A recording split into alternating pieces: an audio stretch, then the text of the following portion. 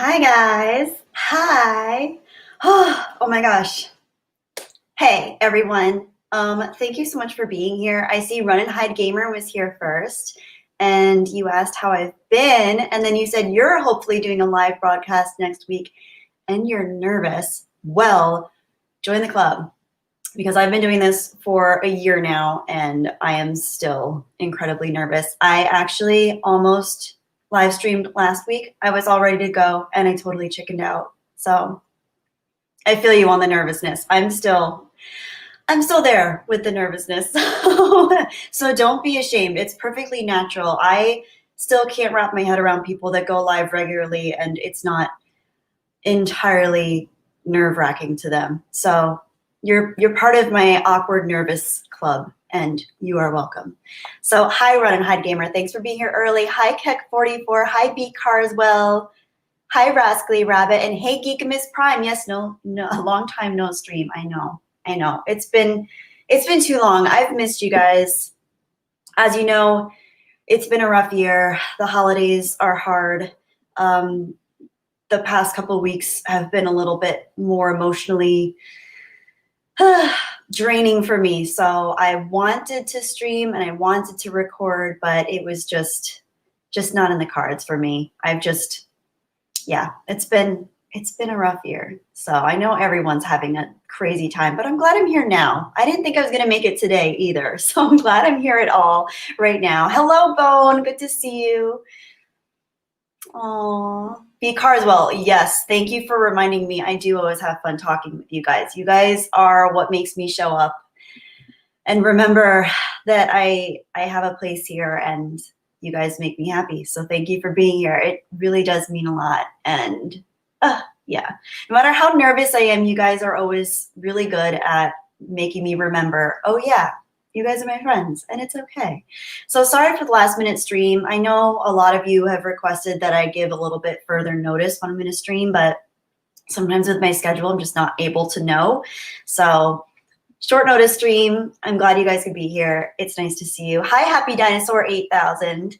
Happy day to you. And Riff Rocker Don, hello. Thank you. Thank you, B Carswell. That means a lot. Thank you. And Wolf Run. Hi from England. Long time since I commented. Time for bed now, so enjoy your stream and Happy New Year. Thank you, Wolf. I appreciate that. Yeah, I know it's pretty late in England right now, so I hope you have a good and pleasant night's sleep and that you're doing well, and I hope your new year goes over well. So thank you for stopping by. I appreciate that.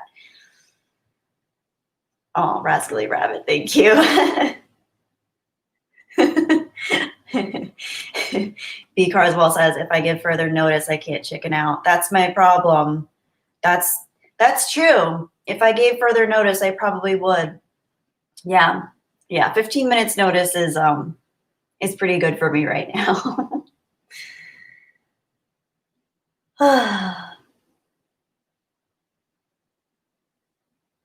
Joshua Tika, hi Joshua Tika, and Taco Cat, good to see you. It's always great seeing you. You left a comment on one of my videos. I forget which video it was, but I saw one of your comments more recently, and it was really nice. It made me smile. It was a heartwarming comment. I can't quite remember what you said, but I remember the feeling it left me with, and it was very kind. So thank you.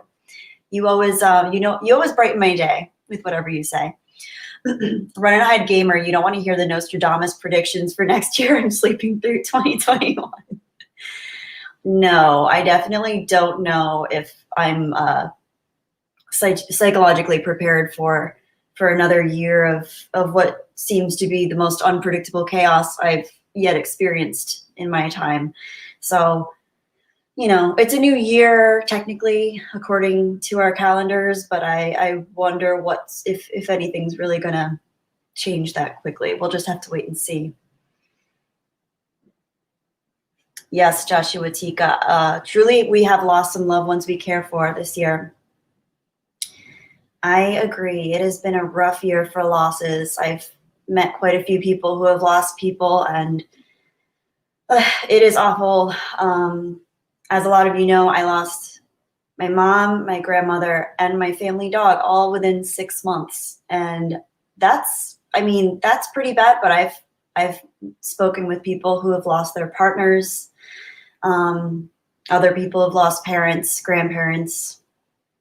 It's a rough year. It's a rough year. Loss is a horrible thing all around, but this year in particular, I think it's harder because I wasn't able to be with any of the people that I lost due to travel restrictions, and that's hard to lose someone remotely, especially someone that you're deeply connected to and close with. So just not a good year for that at all.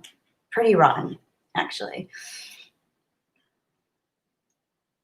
Joshua Tika, 2021 mustn't surpass the terrors and disappointments of 2020. Let's hope not. Let us hope not. Geekamus Prime, technically I think I might have to use the Force to will Kelly into live streaming, as I thought this morning of Jelly streaming. Jelly.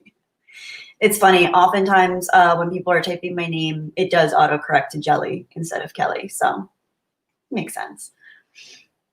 Hello there, Jedi Gemini. Good to see you. And DJ Fox, hello. Oh. Yes, yes, yes. Hello, YTSSB Sonic. I'm doing okay. I'm doing okay. How are you doing? Oh, the dude 1764. Merry Christmas. A little late. Merry Christmas to you too. Happy or merry belated Christmas to those of you who celebrate. Yeah, this was a weird one this year. I stayed out here. I didn't see any family for Christmas. And in a way, I'm kind of grateful because it would have been my first Christmas without my mom and my mochita. So I kind of wasn't prepared emotionally to have a regular Christmas back home without them anyway. So in many ways, I'm kind of grateful that I had a more isolated Christmas this year. I think it protected me neurologically from facing my losses head on. Hello, Adrenaline Rush Gaming. Good to see you here. I hope you're doing well. I like this attitude, Joshua. For now, let's try to leave 2020 in a positive light and not a negative one. I do like that attitude. When we can, it is nice to muster up that positivity and try to sustain it. Phil TMNT, oh, virtual hug to you too. I've missed you too. I've been okay. I've been okay. It's been a rough few weeks. I wanted to connect with you guys, but just yeah, working out some stuff on my end. It's just a lot. This year, craziness. Ryan Bush, hello, welcome. Thank you for the virtual hugs, YTSSB Sonic. Subhuman, how you doing, Subhuman? It's good to see you. Oh, man, it's good to see you guys. I needed this. I didn't realize how much I needed this until I did. So thank you, guys. Geekamus Prime, thank God my grandma's in a nursing home. Old people shouldn't be in nursing homes. Ideally, it would be nice if they could all be in a natural familial setting. Fortunately, for some people, they can't avoid that, or they can't provide the quality care. I'm glad your grandmother isn't in a nursing home. I've never had a grandparent in a nursing home, and I'm so grateful for that. I do know people who, unfortunately, they can't swing it themselves. But yeah, some nursing homes are better than others, and I've heard a lot of horror stories for people who have had some not so nice experiences with their loved ones in nursing homes, especially now. So yeah.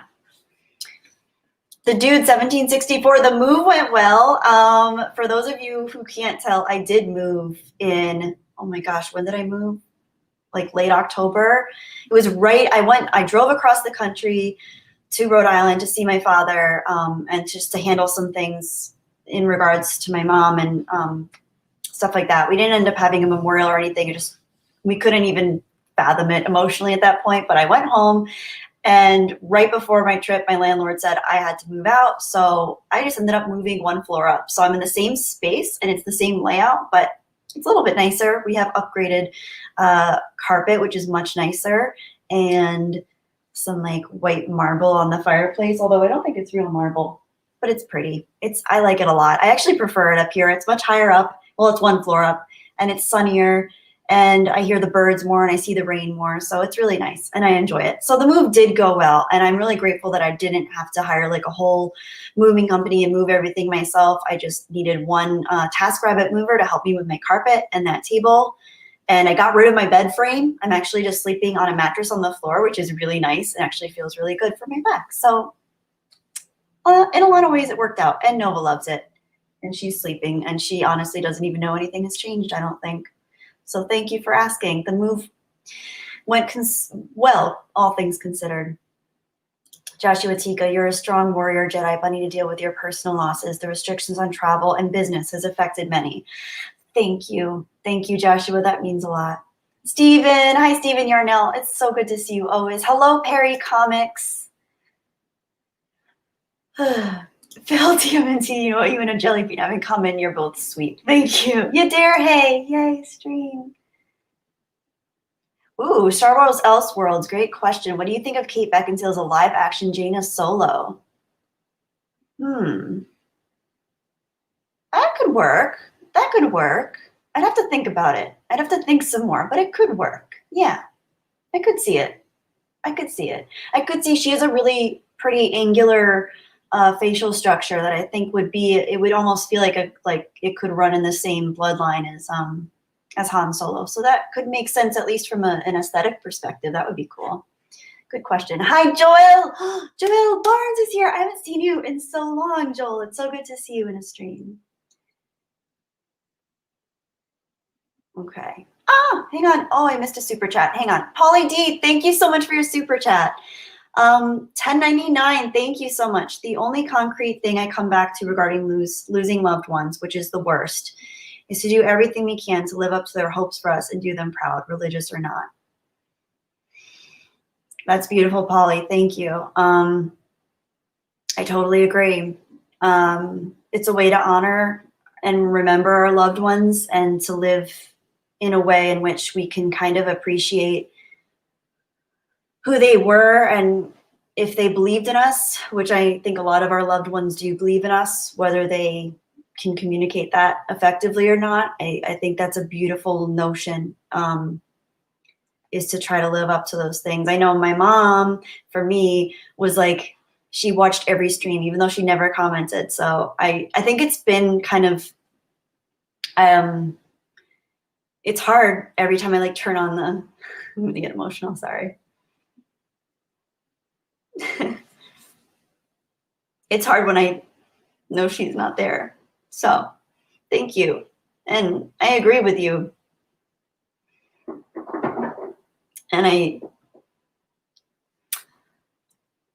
this year has been so hard. And I know it's been hard for everybody.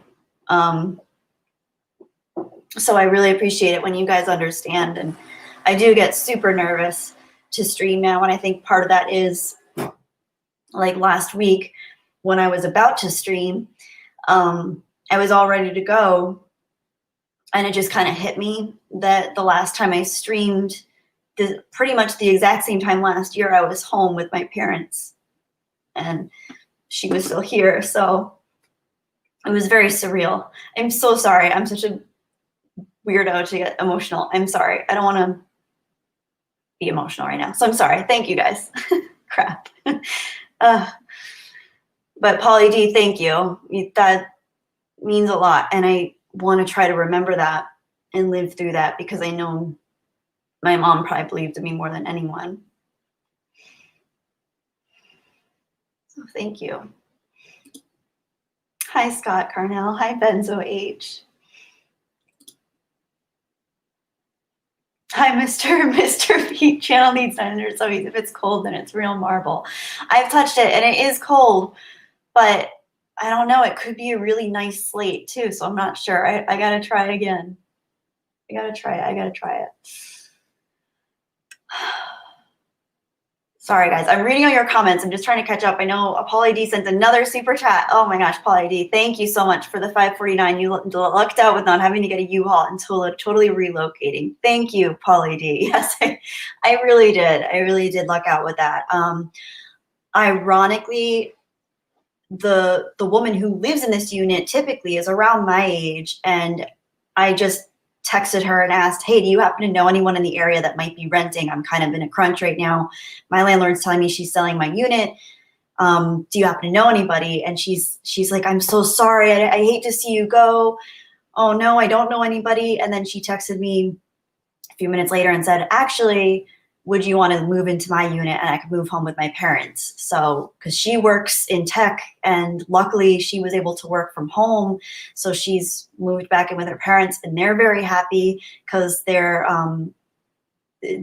living about 50 miles away and they don't get to see her that often. So I think they're really happy about that. So it worked out for the best for all of us. And it's been really cool. And I am eternally grateful to my current landlord now, who's awesome. My previous landlord was amazing too, but she needed to sell her unit. She's had a rough year too. She actually lost her father very unexpectedly last year. So craziness. Anyway. Amit Devecha, good to see you too. Bobby Campbell. Ooh, what do I think of Sun Tzu's The Art of War? I haven't read the entire thing, but everything I ever have read from it or heard quoted from it has been amazing. And I think it's totally applicable. I think when I was younger, I used to think that it was all about war and battle and structuring, you know, how to win. But really what it is knowing yourself and understanding your own motivations and understanding that if you can understand others, you can develop your own senses and your own intuition to a place where you don't have to.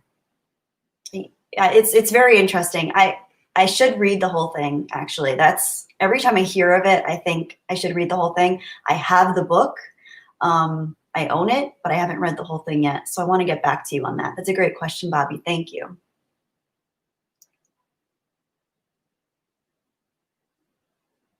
Geekamus Prime, get C-3PO to take care of your grandma. I can tell C-3PO to shut it like Anaconda.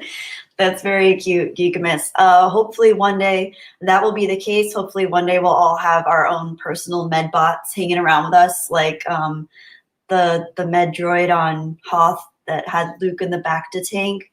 And then we don't ever have to, you know, go to a doctor for anything. We can just have our own personal little droids. But, you know, a lot of other things would have to change too for that to happen. So we'll see. But it's heading that way. Matt G. Matt G, thank you for your super chat for $2. Hang on. $2. I have to read this in a Valley Girl voice. Hang on. Like, oh my God, that Jedi Possum person is like streaming. And Stephen Yarnell, yes, Luke effing Skywalker. I have finally watched all of The Mandalorian, and I did see it. I don't want to give any spoilers for those who haven't seen it yet, but yes, I saw it. And maybe I'll talk more about it. We'll see. But I don't want to give any spoilers. Amit, I did not see Wonder Woman 1984, but I've been hearing some not so nice things about it. Yeah, I've been hearing Rascally Rabbit. That back to tank needed some curtains. Yeah, good point. You would think that's a really good point. I've never thought of that point or heard that point, but that's very true. Some privacy for Mr. Luke in his freaking underwear, man. Oh my gosh, Scott Carnell. I don't think I knew this about you, Scott. I lost my dad and my little sister in the same year. So I know how you feel. I'm so sorry, Scott. That's horrendous. Wow. I'm so sorry for your loss. I hope you've been able to move through it in whatever way works for you. I'm so sorry you had to handle both those tremendous losses in 1 year. It's awful. Luffy is God. Funny stream. Merry Christmas. Merry belated Christmas, Luffy is God. It's good to see you. I hope you're doing well. Oh, Keck44, thank you. I missed a super chat from Mr. Pete. Let me find it. Okay. Let me find it, Mr. Pete. I'm so sorry. Oh, now I'm seeing all your awesome comments, guys, from before. I totally didn't realize. I totally didn't see all of these. Mr. Pete, here we are. Mr. Pete. The Mr. Pete channel needs 900 subbies, so make sure you go subscribe to Mr. Pete because he's very close. Mr. Pete, you're close to 1,000 subs. That's pretty good. After 2020, 2021 has to be better. Hi, my queen. Hi, Mr. Pete. Thank you so much for your super chat. Always awesome to see you. thank you, by the way, for always being here. I remember talking to you, I mean, years ago when I first started my channel. So I appreciate you hanging around. And I haven't been on YouTube much. I haven't been watching videos, but I can say from experience and from his historical perspective that Mr. Pete does have some really cool videos on his channel. You should definitely check them out. They're quick, they're fun, they're he travels all around the US and has some great footage on there and some license plate sins and wins and cool animals and landscapes. So check him out. He deserves all the 900 subs he'll probably get pretty soon, and then much more. So whoa, I missed so many. I'm just realizing how many. I'm so far behind on the chat. I'm sorry, guys. I'll try to keep up. I'll try to keep up.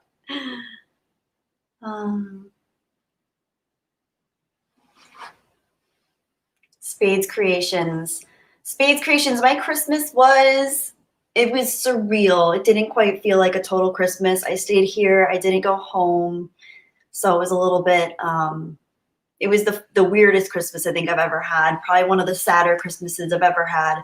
The saddest, to be honest. And missing the important people in my life.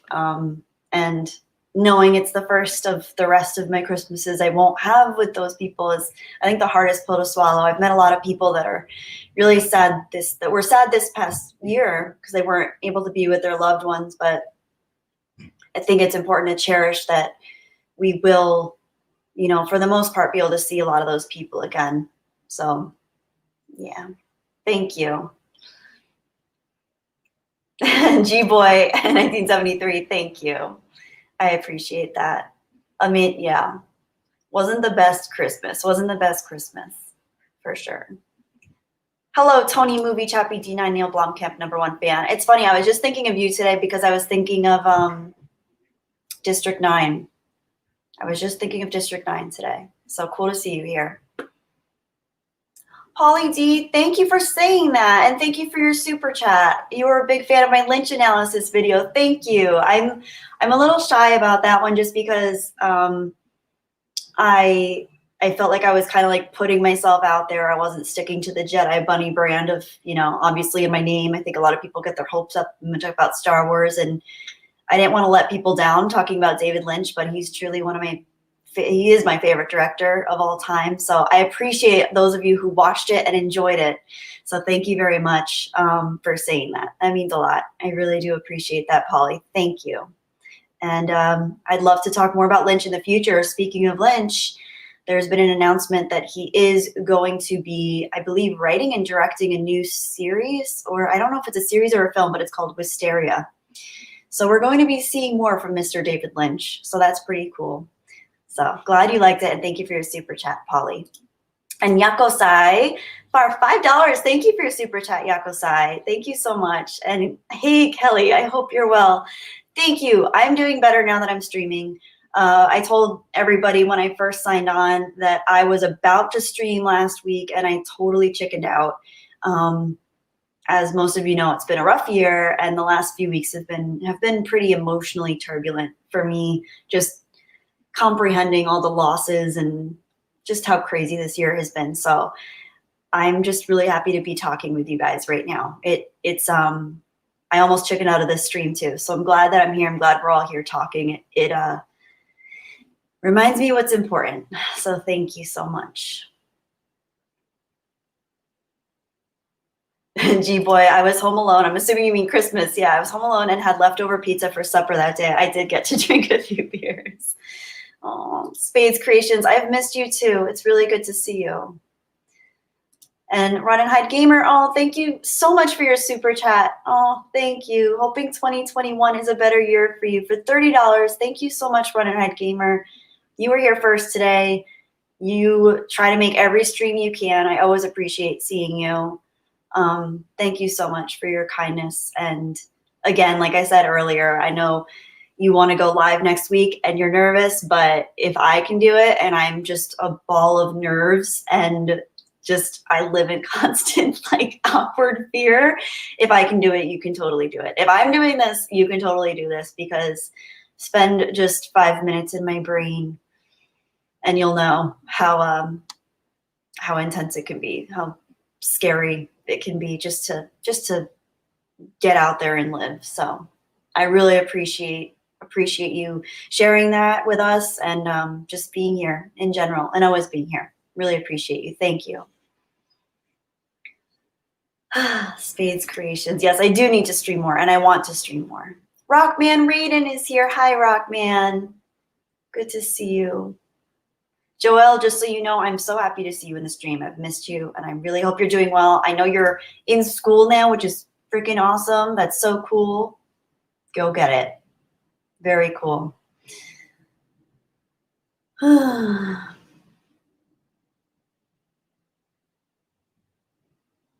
The Wanderer. Oh, thank you. It's great to see you branch off into more styles of content. Book reviews would be awesome. I would love to do book reviews. I would love that. I think my fear is that I don't want to let people down or disappoint people. I know a lot of people initially joined my channel or this community to kind of see me talk about Star Wars and stuff. And obviously, I love talking about Star Wars. I've spent most of my life talking about Star Wars without being on YouTube. So, and that's an outlet that I will always love. But I think when it comes to branching out, it's something I'd really love to do. I just don't ever want to let people down. But I think a lot of you guys appreciate books and other things that I appreciate. So it's always good to know and hear. And maybe I will get into that one day. I would love that. I really would. Scott Carnell, thank you. Oh, I really appreciate that. You are so strong, woman of poise and grace. Well, thank you. Thank you. I don't exactly feel very poised and graceful. I am grateful, but not graceful today. But I am wearing my mom's sweater, so sweatshirt. So that gives me a little more poise. The Realist, it's good to see you. Oh, I haven't seen you in a while. I hope you're doing well. Thank you. Did I watch Tony Movie asked, did I watch the whole announcement of the Disney Investor Day? No, I haven't. But I haven't been on YouTube that much, so I've missed a lot. Not sure. Joshua, thank you for asking. Nova is currently sleeping in her little cat tower behind us. So she's sound asleep. She's doing very well. She's very healthy. Adrenaline Rush gaming, a tall can of Old English 800 plus Rambo 3 plus Jedi Money live stream equals a damn good time. Very cool. That sounds like a good day. Stephen Yarnell, more Lynch, please. Okay, yes. Make sure, Stephen, you, I don't know if you already are, but David Lynch Theater, subscribe to his channel because you'll get a weather report from him every day. It's only in Los Angeles where he lives, but it's still really fun to watch. He talks about music a lot. But then you got a little Lynch every day, which is cool. Did I? Oh, no, I got that one. Thank you, Keck44. I think I got that one from Matt G at 318. Yeah. Thank you for letting me know, though. Mateus Feliciano, honestly, I can't wait for your Woman 84 review. I haven't seen it. I don't know if I will. I haven't heard very good things. Yeah, as G-Boy here says, G-Boy 1973 says, have you watched Wonder Woman yet? 84.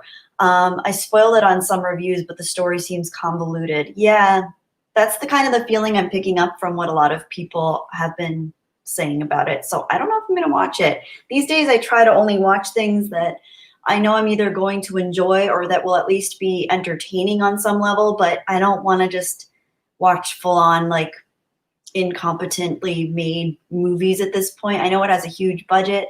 I know it has a lot of people in the fandom that are really that really want to see it, but I'm not particularly, I haven't been watching a lot of that stuff recently, and I don't know. If it was getting amazing reviews, I would 100% watch it. But the fact that it's not doing so great and people don't seem very impressed with it, I don't know. I might wait on that. We'll see. Unless you want me to just tear it apart. If you want me to watch it and just tear the movie apart, I could probably do that. Gary Shards, sorry, Gary. Hello, yeah, live stream. Holiday was rough. Live streaming is good. Thank you, Gary Shards. I appreciate that. It's always good to see you, and I really love your new profile photo. That's very cute. I like it a lot.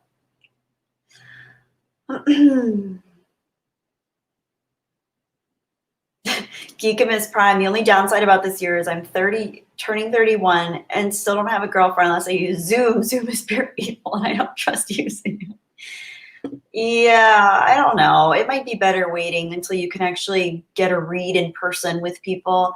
I I consider myself very lucky in that I have not been in the dating game for, I mean, since at university. I've never been on a dating app or anything like that. I've never met anyone exclusively through social media or the internet other than you guys and just hanging out with you guys. But as far as romantic relationships go, I've pretty much never used anything like that. And I know it can be very disappointing for people of both genders, all genders. It can be disappointing because, of course, we're going to put a different image of ourselves out there as far as our persona and personality. And I think a lot of people, when they actually meet someone, it might not, the chemistry might not be there. So I imagine, even though it's old fashioned, a lot of the times meeting someone in person might be better. Although I can't really say that for sure because I have met quite a few people that have met online that have wonderful relationships. So I think at the end of the day, honesty is probably the best thing. If you're honest and upfront about who you are, what your quirks are, not all of them, but a lot of it's just about compatibility. So finding someone that will appreciate you for your quirks, your flaws, your all your weird little things. That's the first thing. I say lead with the weird stuff that you're really into in life because most of the time there will be someone that can appreciate that about you. So, yeah.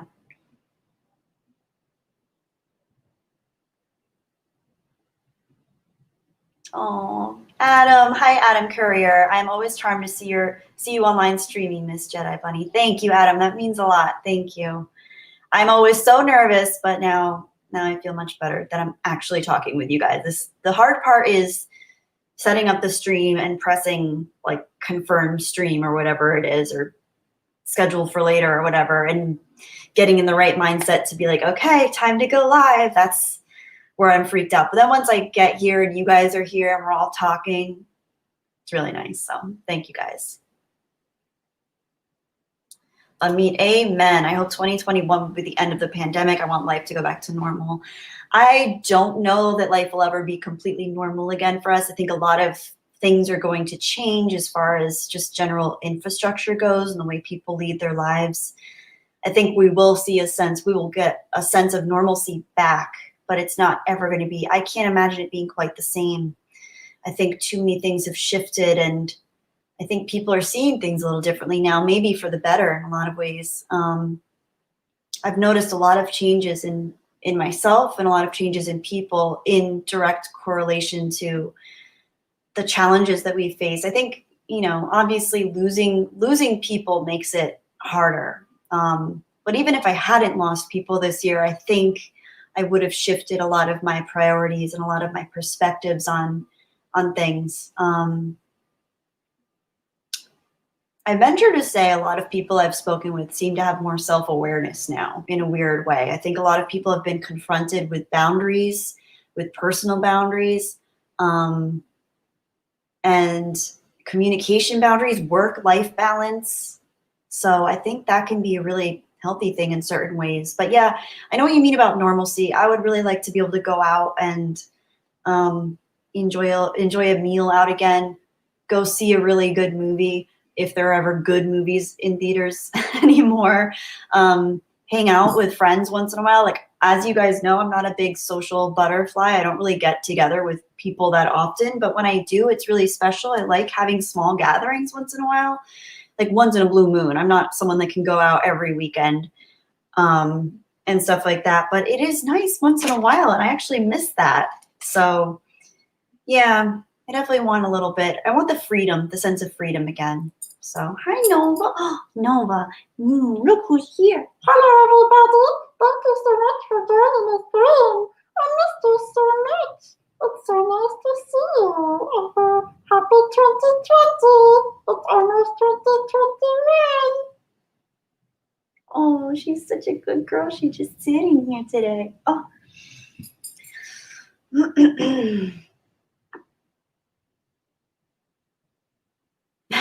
Rarely even. Very. It's good to see you. I was watching Criminal Minds and Mark Hamill guest starred. He played a serial killer, Luke Skywalker, as a serial killer. That's awesome. Just want to make sure I didn't miss any. Okay, good. I think I'm. Oh no, I'm not all caught up at all. Oops. Oh crap. Okay, hang on. Oh, you dare! Hey, hang on. Let me get the cat fur off my face. Sorry. Hey, thank you for your super chat for $4.99.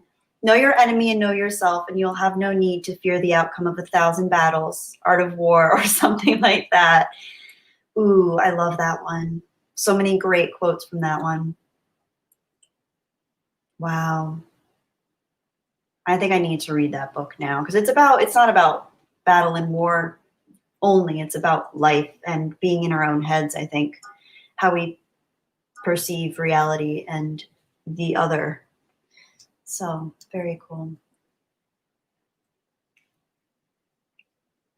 Benzo H, already going to head out and have dinner and watch Smallville. Have a great rest of your stream. Thank you, Benzo. It was nice seeing you here. Thank you for stopping by and enjoy Smallville. Clobberin' Times. Thank you. Happy New Year to you too. Almost Happy New Year, yes. Mr. P channel, a room full of dudes.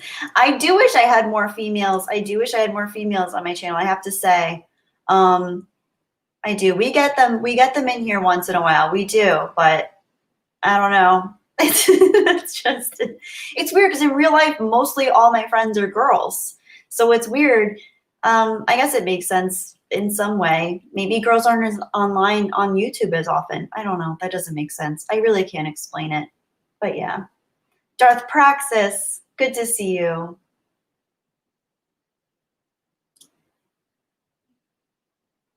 Oops, I'm behind on the chat again.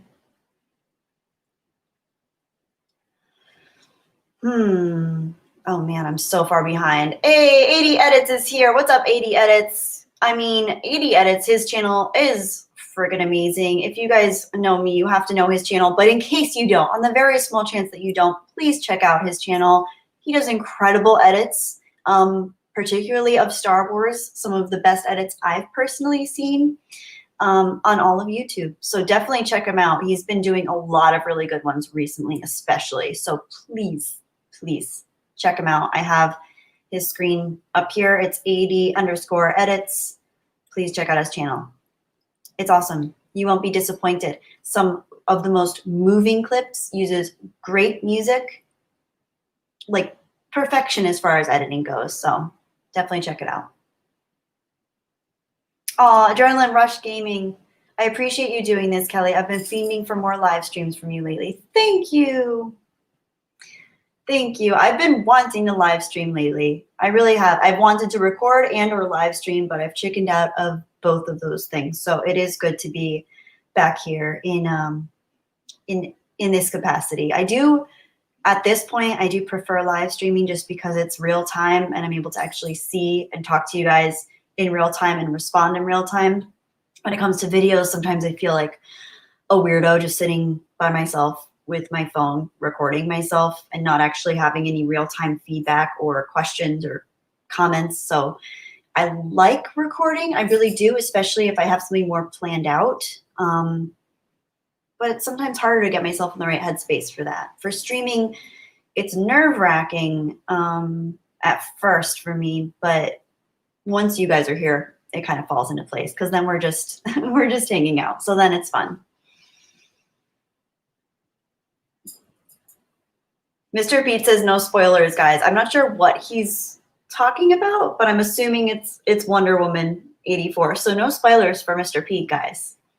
Mr. Pete, avert your eyes. Be careful. I'll try not to read any out loud, but yeah, people are generally, I don't know that it's considered a spoiler, but I think the general consensus is that it's just not as good as the first one from what I'm seeing.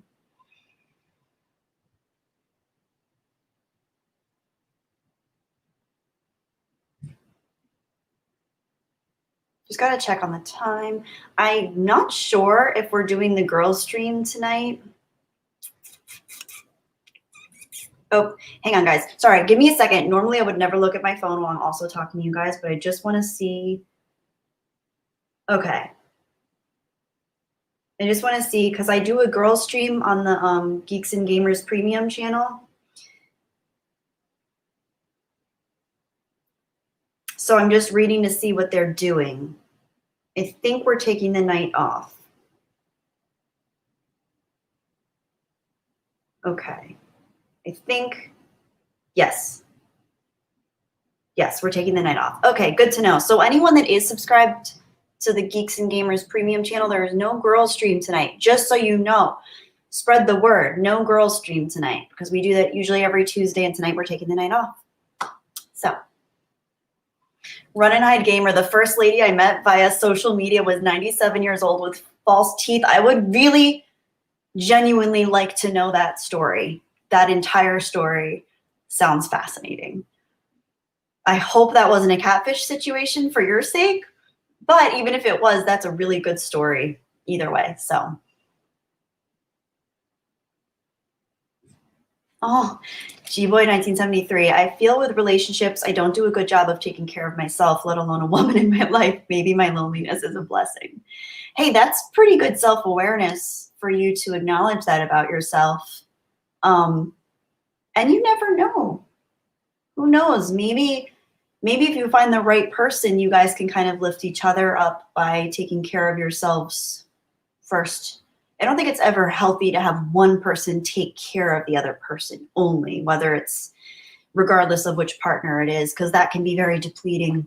We have to put our own oxygen mask on first, as they would tell us on those wonderful, wonderful planes that none of us really get to enjoy anymore. Kikuma's Prime talking about Power Ranger roleplay. I see you, Geekamus. I see you. Don't worry.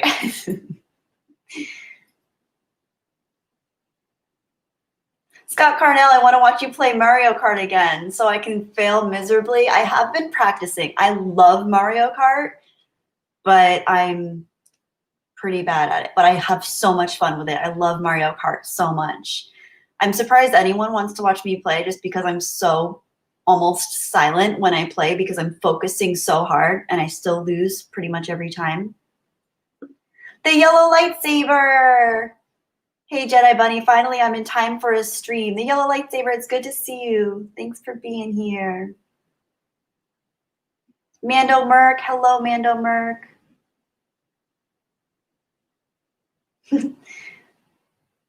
Aw, Spades, I was thinking about you today, Kelly. Thank you. Aw.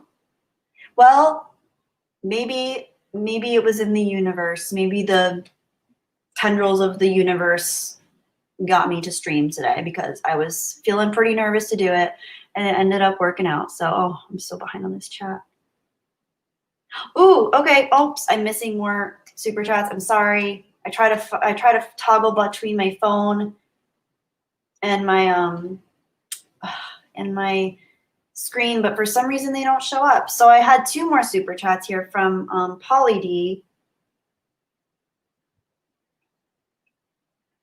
I think, yes, okay. Polly D, thank you again for your super chats. Did you enjoy dressing up as the guys for the premium stream? Was there a rush to play a certain one of the boys? Well, I think I loved it. I thought it was so fun. I didn't quite know how to portray Jay effectively. There was no way I could be as smooth a talker as Jay, aka Drunk 3PO is, but I did enjoy it. It was definitely fun doing the androgynous look, and I don't have a fedora. I didn't have my grandfather actually gave me, well, I got my grandfather's fedora when he passed away several years ago, but it's at home in Rhode Island. So there was no way I was gonna be able to get that with short notice. I feel like that would have really completed the look. But I did really enjoy it. It was a lot of fun. And I think Krista really wanted to be Jeremy. She was so perfect at it. It was so funny. I was laughing so hard the entire time just because Krista was so spot on with her inflection, and the phrases that she used were so funny. I still laugh sometimes thinking about that. So thank you for your super chat. That's an awesome question, Polly, for 549. Thank you. And again, for 229. Ooh, I like this. Sorry, Mr. P, I hate to give spoilers. Close your ears if you're still here. This is a Wonder Woman 84 minor spoiler. it doesn't give away any of the story or plot points, but just in case you don't want to hear anything at all about it. Wonder Woman 84 does the emotion well, but logic poorly. That's a really important point. I could see that. I could see that. Very cool. Thank you for your super chat, Polly. Oh, I'm so behind in this chat. I'm so sorry, guys. Oh, and Gunnar, hang on. Oh, Gunnar, hang on. Let me see if I can find your comment on here so I can highlight it, because Polly D's disappeared. I'm such a boomer. I'm so sorry, guys. Here's Gunnar's. Okay. Gunnar Rene Oli. I don't know how to pronounce that. Oli. For NOK 50. I don't know denominations. NOK. NOK. I always forget what that is. Have you played any adventure games like Horizon Zero Dawn or Death Stranding or something like that? Not yet. Right now, I have obviously a PC, which I play some games on, but majorly I just got a Switch recently, which I love so much. The only adventure game I have on there right now is Breath of the Wild, Zelda Breath of the Wild, and it is the most gorgeous game. I love it so much. And I actually have to force myself not to play it because it's so good that I will just lose all track of time, which is exactly why I stopped gaming in the first place when I was younger, because I got so into it that it became overwhelmingly so much a part of my life. So, but previously I loved Knights of the Old Republic. I don't know if those are considered adventure games. I think so. I mean, you're adventuring throughout them. So I hope that answers your question. But Horizon Zero Dawn sounds cool. Death Stranding sounds cool. I definitely would like to play more eventually. But yeah, I need to be careful because it's a slippery slope with me in gaming. I love it. And some days I will just wake up and the first thing I want to do is game, and then I want to game till like 3 in the morning. So I have to be careful because I enjoy it. I'm just going to open my window a little bit because it's like getting a little dark in here. And yeah, there we go. I don't have very great lighting in here. RPG, yeah, KOTR would be RPG, says Spades Creations. Yeah, role-playing game. I don't know the difference. If it's an adventure game, I don't know. Anyway, yeah, I'm not all up with the lingo.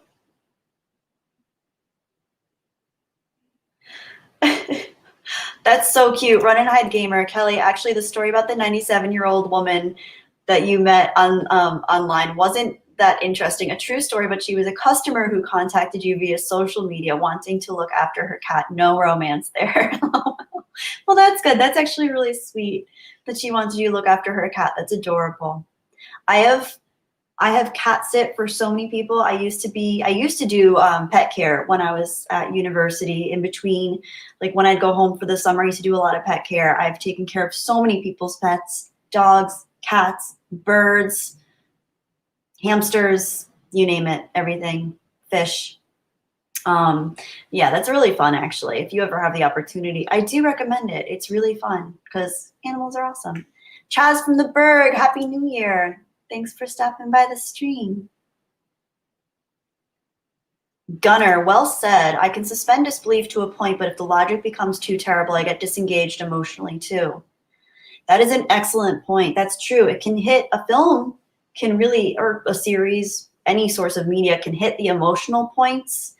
But if it lacks logic or any grounding in reality, it will lose me after a certain point because it's just almost too much cognitive dissonance, or I don't know, like frenetic energy. If I feel like my mind is trying to overcompensate for the lack of logic in a story, it's going to lose me on the emotional elements too, which end up sometimes being the most important part of the story. So yeah, that's the real anchor. Like logic is important. It can help set a really strong foundation, but if you don't have that, even the emotional weight will start to kind of flutter away. So well said and good point.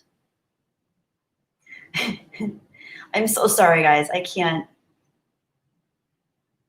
keep up with these comments. There are only 45 people in here today, but I am so behind. Sorry, guys.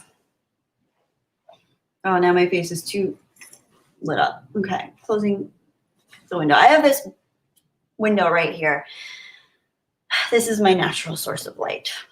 And when I stream at night, I just look like glowing orbs. So I'm glad I was able to do a stream during the day, but it's still hard to get the right amount of light in here for me. Okay. Hello, Carlos Juarez. Good to see you. Scott Carnell, I didn't get to see that live stream where the ladies dressed up like the guys. Where would I find that live stream? Is it still up? I think it would. I don't know where they go after we stream. I don't know. I'm sorry. I don't have an answer for you. It might be on the Geeks and Gamers Premium channel somewhere. I think maybe.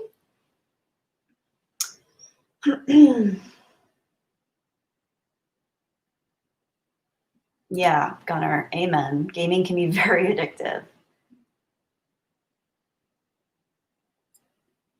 Geekimus Prime, I game too, but if I can't get past a level, I hulk out and throw a temper tantrum. Yeah, I haven't gotten there yet, but I'm not playing any like temper tantrum inducing games yet. Like I love, one of the things that I love about Breath of the Wild especially is that it's so user friendly. Like I haven't been into gaming since I was in high school, but it's just such a beautiful open world and there are so many different routes to get to the same goal. So even if you're striving for a particular goal within the game, you're not going to continually hit a wall because there are so many different options that you can explore. It really encourages the user to explore and find new ways of seeing and doing things. So I really like games like that. You just have to give so much credit to the game designers for actually constructing something that way. It's really beautifully done, not only aesthetically, but just the game design itself is just like gorgeous. Just the way that it flows, it's incredible. It's like, it's impeccable. It's as close to a perfect game as I could possibly imagine. But I'm, as far as gaming goes, I'm really a novice, but I have to say of the limited games that I have played, I think Breath of the Wild is as close to a perfect game as I could imagine. So yeah. Macy, oh, hi Macy, thank you for your super chat. Oh, you've got another beautiful photo. I love it. You always have the best photos. Macy, howdy, I saw the notification here now. Beautiful. Thank you for your super chat for $2, Macy. It's good to see you. Happy almost New Year. And P. Ferreira's here. I have too many games and too little time to play them. Don't have time to get stressed, so I just cheat through them unless it's a forgiving game. Yeah, I think that's a lot of people's experience. Spades Creations. Run, Macy. It's a bunch of guys. Macy is also a guy. Spades. Macy might have a Macy name, but got a guy game. Yakosai, yes, Breath of the Wild is superb. I agree. I love it so much. Macy Epsy. There he goes. I am a guy. I knew that was going to happen. That was cute. Oh, if you guys know any girls, definitely send them over to my channel. I'd love to have more girls here, but like I said, it's so weird because in real life, all my friends are girls. I have a few, obviously I have a few guy friends too, but all my friends are girls. So on YouTube, I guess, I don't know, my channel just must appeal to more men. I don't know, whatever. It's fine. You guys are awesome. I'm not complaining. I love you guys. So works out for me. Merc S says, we all know there are no girls on the internet. It's funny. Andrew, Eric, I try to say goodbye and achu. Bless you. Oh, I love your Wayland Yutani Corp.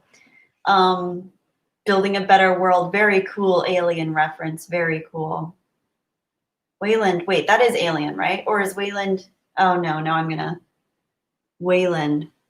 Is Wayland Alien or is that Blade Runner? See, now my brain is fried, but I remember reading like a little fan theory that the alien world and the Blade Runner world were connected because Tyrell is Blade Runner. Right. Okay, Wayland is Alien. Never mind. Sorry, guys. Just talking to myself. Never mind. Don't mind me. Yeah, Wayland Yutani is alien. Okay, sorry. Critic Greek. Does Critic Geek, excuse me, does Jedi Bunny have an Instagram? I do have an Instagram. I never go on it. I actually just recently made it private because I had a kind of a little bit of a weird experience with someone on there. So I recently went private. I think I'm going to make it unprivate again just because I never go on there anyway.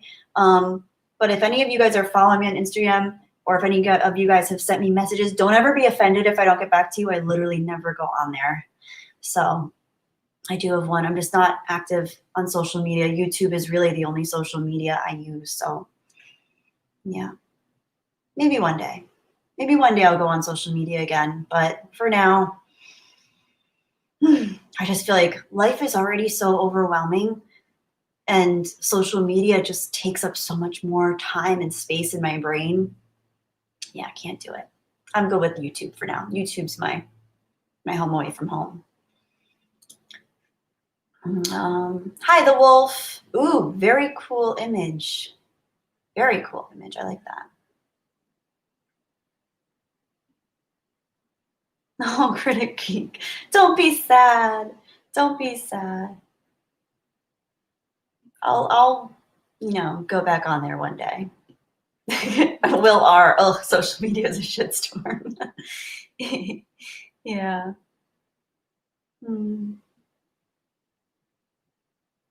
Adam Carrier, how often do creepers make themselves known to you? Not often, actually. I've been very impressed with how little I've had to deal with creepers. I'm very grateful for that. I think compared to a lot of other people, I don't have to deal with them as much. I think I'm also much more reclusive as far as people on YouTube go. Like, I don't have a Twitter. I'm not active on Instagram or Facebook. Actually, the reason I had any issue with this person to begin with was because they were posting stuff on my Facebook wall. Because like years ago, I accepted them as a friend because I thought they were a cool person. And I'm sure they have cool elements to them, but they were definitely making some pretty, inappropriate posts on my wall. And at the time, I was a teacher. I was friends with like a lot of people affiliated with my school and parents of my students, and they were just posting a lot of like political things and some just inappropriate things on my wall. So I kindly asked them to refrain from doing so, and they didn't. And then shortly after my mom died, they started posting stuff again on my wall. So I asked them again, and they didn't. So then I blocked them because I didn't really know what else to do. And then they got really mad and came onto my YouTube channel and wrote some very, very disparaging, cruel things. So I decided, you know what, I'm just going to make all my profiles private for now, since I don't really go on them anyway, and just to kind of, take a break from that kind of thing. So not that I don't know. I feel bad at the end of the day because I'm sure the person has their own issues, and I think what hurt most was that that's the type of person that typically I'd want to be there for if I could, but I realized I can't help everybody.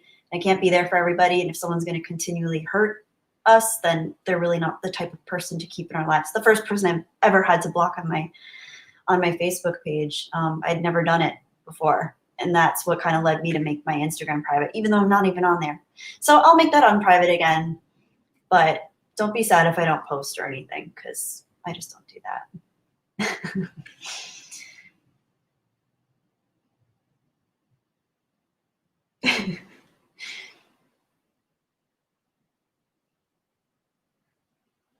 Actually, that's funny, Gunnar.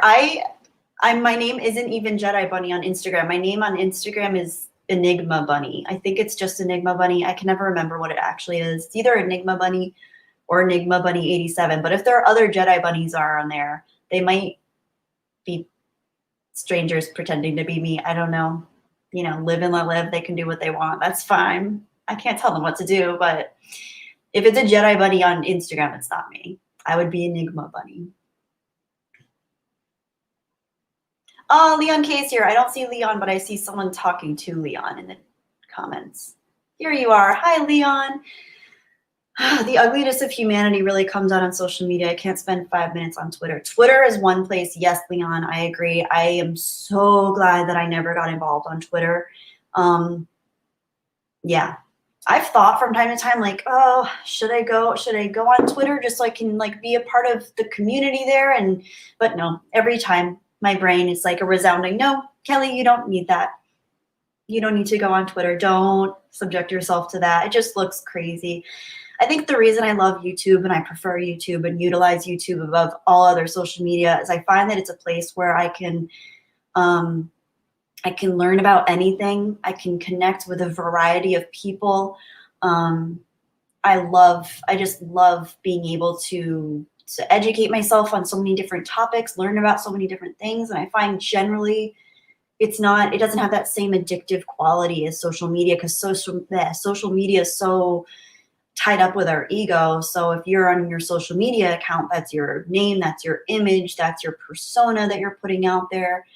Like a lot of the times I'll go on YouTube and I'm not watching a YouTube video as Jedi Bunny. I'm just watching a YouTube video as Kelly. So I'm watching things and learning things, and it's not necessarily associated with myself, my ego. It's something outside of that. So I think social media can be really tricky when we feel so tied into a sense of our identity when we're functioning with that social media. And yeah, it can be really tricky. And if you haven't seen The Social Dilemma yet, there's a lot of food for thought. I mean, there have been plenty of studies before that came out, but there are a lot of, it's a comprehensive look at kind of what's going on with social media now, how it affects our brains, how it affects our lives and our decisions.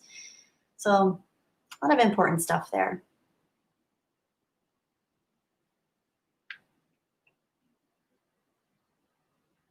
Hmm. Yes, Critic Geek. Same reason why not to watch the news. That's something else I've completely cut out of my life. I do not watch the news anymore. You guys, if the world is ever burning, if something crazy is ever happening, just leave me a comment on one of my old videos. I'll probably eventually see it.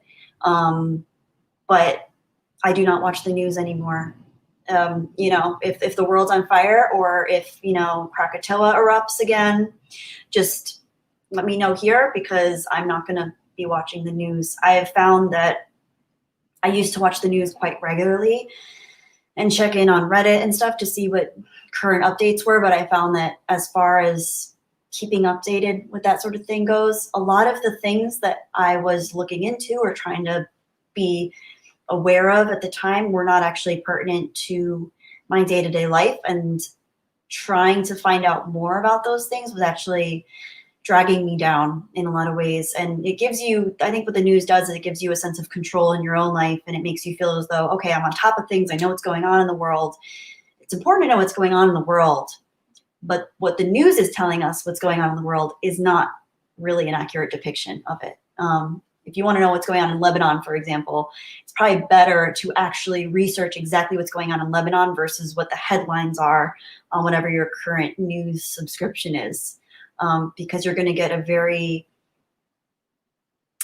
kind of a version of what's going on that's being capitalized upon and monetized to get you to keep clicking based place, because that's how the news makes money.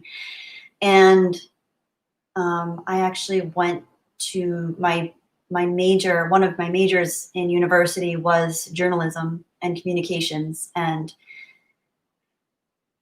I really thought for a while that I might end up doing that. My goal was actually to work with National Geographic. Didn't end up doing that, and I'm actually grateful. I think National Geographic's probably one of the best publications out there for a lot of reasons right now, but I'm glad I'm not in journalism in general, just because it's gotten to be very sticky.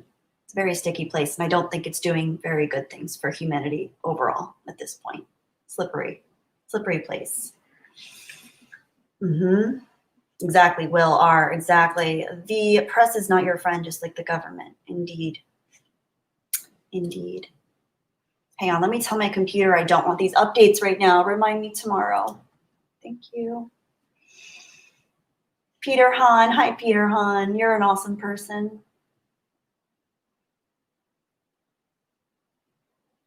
Adam Kerr. I'll read this while we're here. Yeah, G-boy. Adam Carrier, Star Wars Theory is literally the most supportive online for the travesty of the sequel. For the travesty the sequel trilogy became, that they pissed up his chimney just shows what a turd Hidalgo is within. Yeah, I saw a little bit about that. I don't know much, but it's really disappointing because Star Wars Theory, as you said, he's a really good person for this community. He's offered a lot of positivity, and he still has tried to be as supportive as he can towards Lucasfilm and towards Disney, even after the just atrocities that they've released with Star Wars, with the sequel trilogy. But yeah, it's seeing what I believe his name's Pablo Hidalgo said towards him in his video, and now he's trying to backtrack and say it was sarcasm. I don't subscribe to that.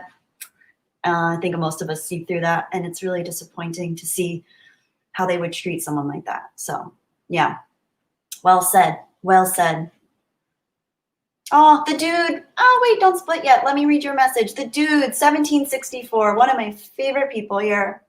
Truly, it is always so good to see you. I hope you're still here so I can tell you that. Thank you so much for your super chat for $19.99.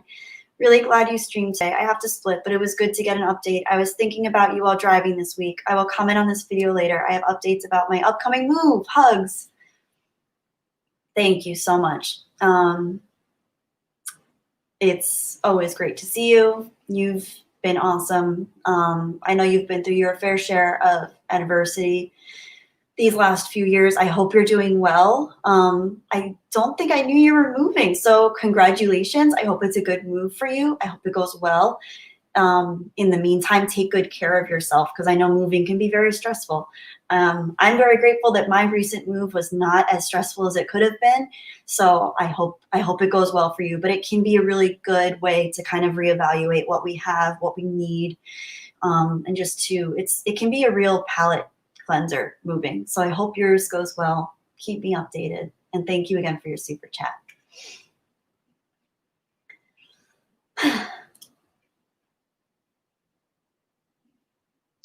Adam Courier, all BS aside, when I watched his reaction to Luke showing up, I cried. It was like the most innocent thing I've seen online ever.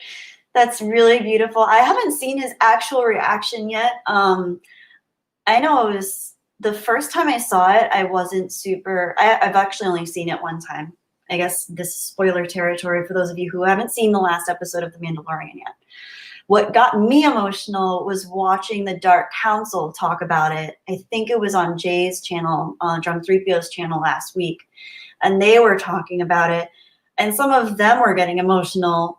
And then that made me get emotional. So I was watching the stream, and I forget who it was. I know I cried when Abu Nas started talking about it because it was like so beautiful. But I mean, they all had something beautiful to say about it and their experience. And D-Maj and I was talking about it too. They all talked about it at different points. I'm just trying to pinpoint who it was when I started feeling emotional. Retrospectively and vicariously through them, because you know they made good points. It's like Luke Skywalker was a hero for so many of us growing up, and all of that was really ripped away with how he was written in the sequel trilogy. Luke Skywalker for me especially was just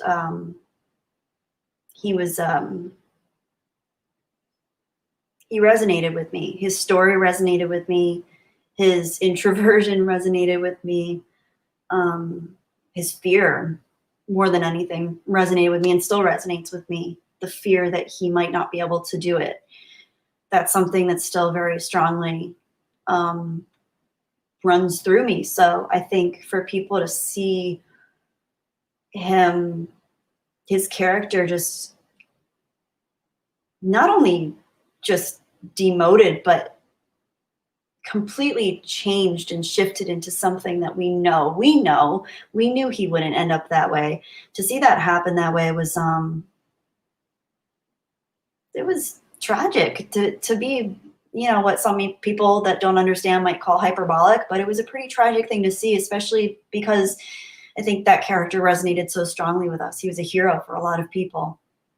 So to see his return in a way that was portrayed as glorious and badass and all of the things that we knew Luke Skywalker would be in the era in which it took place, it was very cathartic. I wasn't personally a huge fan the first time upon seeing it, just because for me the CGI face was a little bit distracting. But that being said, the meaning was still there, and that was pretty cool. So I can see both sides. I can agree with the people complaining about the special effects element, but I can also totally be on board with people saying that it was a cathartic experience and a beautiful, moving experience to see Luke Skywalker back in that capacity. So now I'm going to be really behind on the chat. I'm sorry, guys. Okay. Okay, where am I? Oh, man. Okay. Stevie Darnell, thank you for your super chart, Steven. For $4.99, you bring so much positivity to us in the world. It's your gift. Thanks, Kelly. Thank you, Steven. That means so much. You're always so awesome, so supportive. So I really appreciate you saying that. I am glad that you still think that I bring positivity, because today I feel like you guys brought me positivity and uplifted me a lot, because I was not the best, not in the best place before this stream. But I feel like then I got to talk to you guys. I'm so glad I went through with it, because I chickened out last week. I was about to stream, as I said, and I totally chickened out. And I was going to stream today. I was still on the fence. I was like, should I do it? I don't know if I can. Freaking out internally and externally. And then I just decided to go for it. And I'm really glad I did, because of you guys. Because of you guys here. Being here for me and talking me through it. So for you to say that I bring positivity to you guys just makes my whole year. So thank you.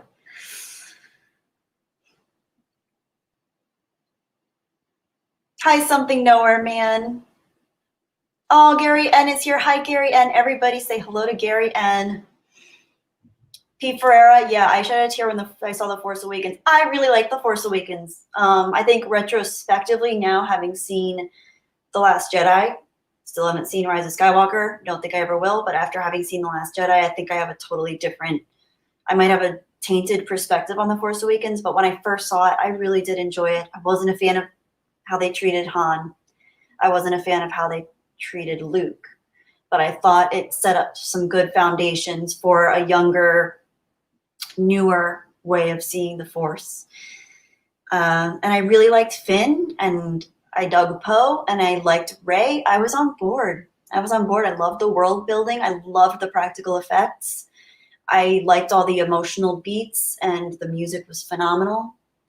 But yeah, I definitely have a tainted memory of it now.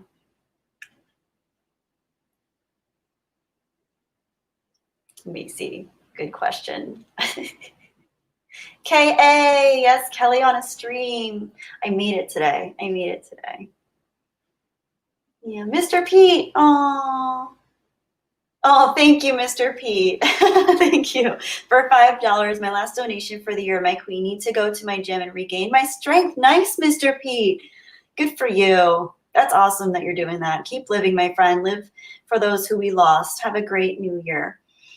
Mr. Pete, thank you. This might be my favorite comment I've ever seen from you, or my favorite live stream chat I've ever seen from you, just because it has so much in it. I'm glad to hear you're going to the gym. That's awesome. I wish my gym was open. I haven't been to the gym in so long. I had actually just joined a rock climbing gym or a bouldering gym right before the pandemic hit, and I had to cancel my membership.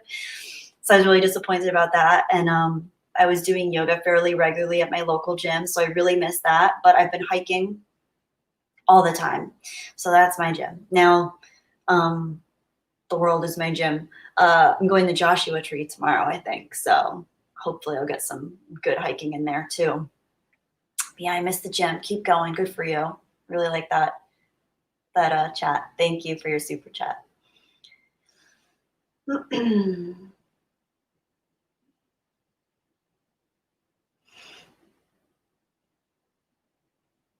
Adrenaline Rush Gaming. Hey, Kelly, did you hear about the CVS employee that falsely accused DoorDash driver of not delivering her food just so she wouldn't have to pay for the meal? Ugh.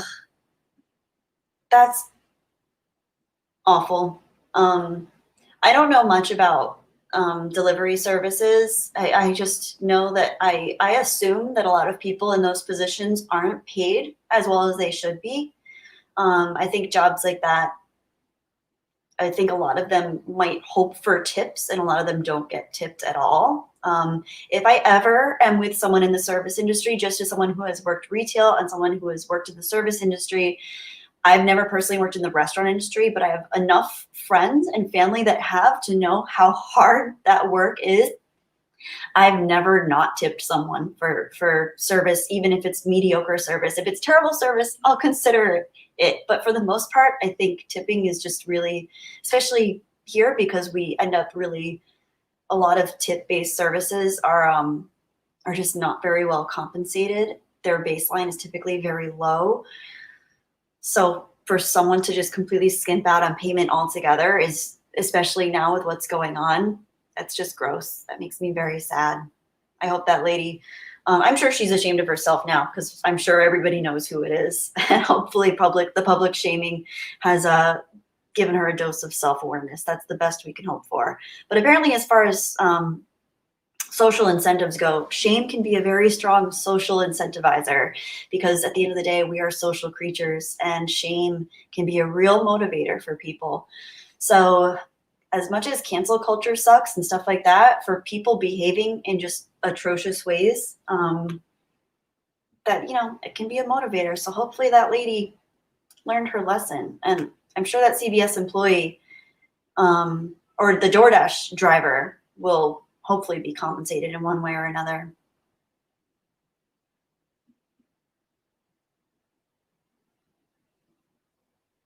Leon K, happy holidays, Jedi Bunny, and a kick-ass 2021. Leon K, thank you so much for your super chat for $5. Really appreciate you. It's good to see you. Good to see you. The yellow lightsaber, yes, but the public shouldn't. Oh no, I agree with you on that yellow lightsaber. The public shouldn't be paying employers' wages, Kelly. That's the government's fault. I do agree with you on that. I think it's more so the system that's flawed with this. It is a flawed system when it comes to a lot of those service jobs where tips are warranted. I just feel like in general, a lot of those jobs are so underpaid and it's just a really messy system at this point. Very messy system.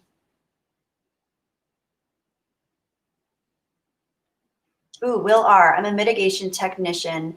Flood and fire, mold cleanup, and carpet cleaner work is a full body workout. Yeah, that sounds pretty intense. I imagine that's that can be strenuous.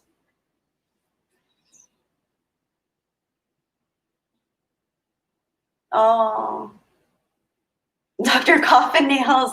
I worked at Little Caesars as a teen. Never again. Yeah. I had a friend when I was in university who worked at a restaurant, and I think he made $4 an hour. This is in America. He made $4 an hour. And if people didn't tip him, he would come home with like $20 sometimes for a night's work. Because it's just absurd. It's such a flawed system. Because those restaurants get away with paying them so much less. And the skewed thing is he would work so hard and be so pleasant with the customers and bend over backwards to make sure they all had what they needed. And some of them still wouldn't tip him. But then if they did tip him, he had to divvy up that tip with everyone else, including people that were doing a fraction of the amount of work he was doing by comparison. So, and I know that applies to a lot of different categories within the restaurant industry. So it's just a flawed system. I know there have been discussions about ending that so that tipping isn't required and actually raising their bottom line of payment, which I think would be much more efficient structurally, and it wouldn't put the burden of payment onto the person receiving the service. But yeah, it's just a flawed system altogether. Guru Goat, hi Guru Goat, good to see you. Geekimus Prime says, Kelly, did you hear that there's some high-ranking scientist dude in Israeli claims his country and the USA have contacted aliens?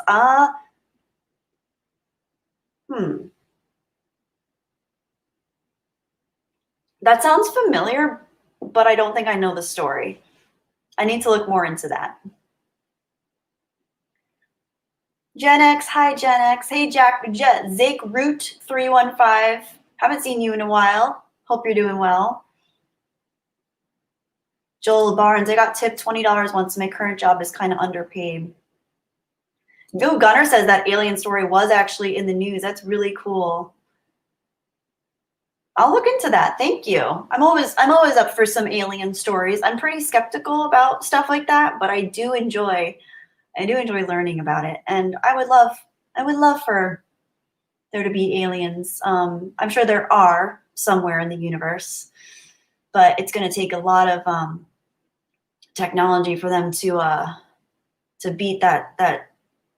I mean, the speed of light. They'd have to be able to beat the speed of light in order to get to us, because we're just too far. We're not even close to being close to that technology to get outside our immediate system in a single human's lifetime. So for them to do that, they're going to be real smart. So hopefully they'll be able to come here and drop some real knowledge and wisdom on us if and when they get here, or if they've already been here. Who knows? A lot to ponder there. A lot to ponder. Thank you, Gary, and you're an awesome mod and an awesome friend. Chaos Hoy, hi. I'm doing okay, Chaos. I'm better now that I'm here with you guys. I hope you're doing well.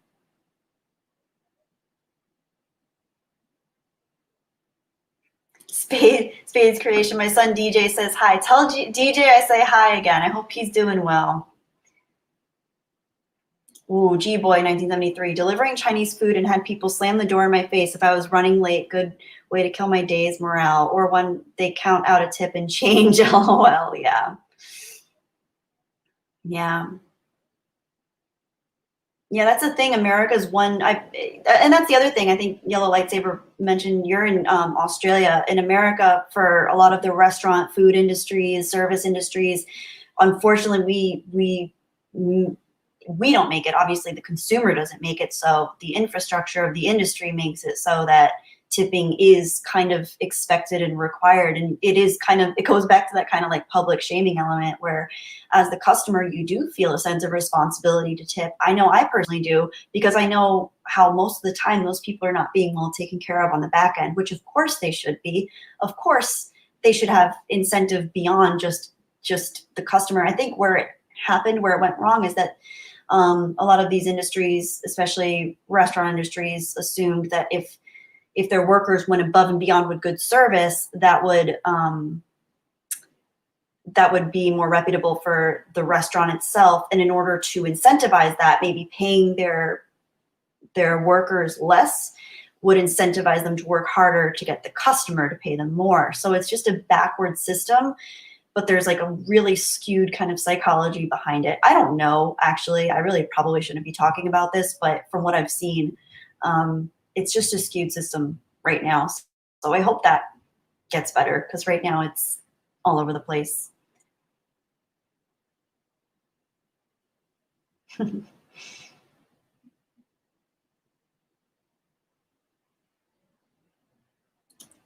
M. Beers, my first Jedi Bunny live stream was in February. I no longer remember what movies. We talked about it in the chat in the spring. I remember you writing my recommendations down. I still have your recommendations on my list.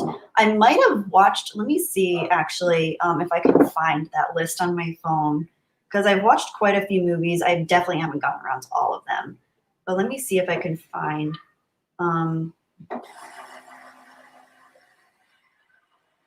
no, I can't find that one right now, because I don't want to, yeah, I don't want to leave the stream altogether looking for it. I can't pull it up on my phone. Technologically challenged.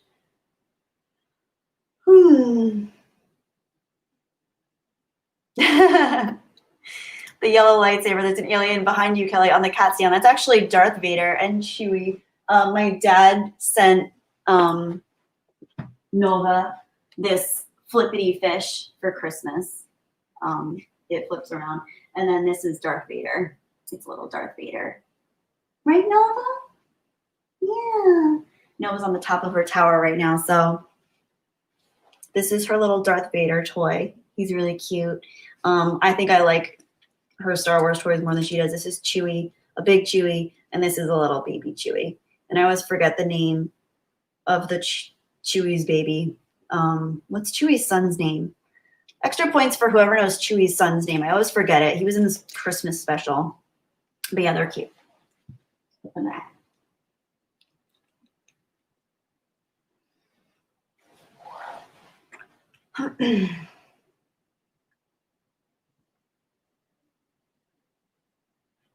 Oh, Ultimate Toby 360, aka Hero. No worries for being late.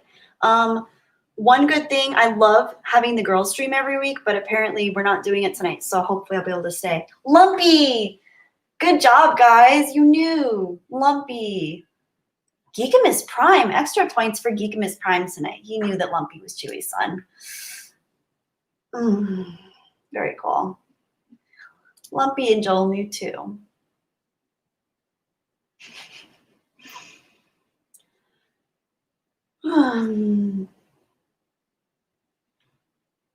Ichibaka. Ralph.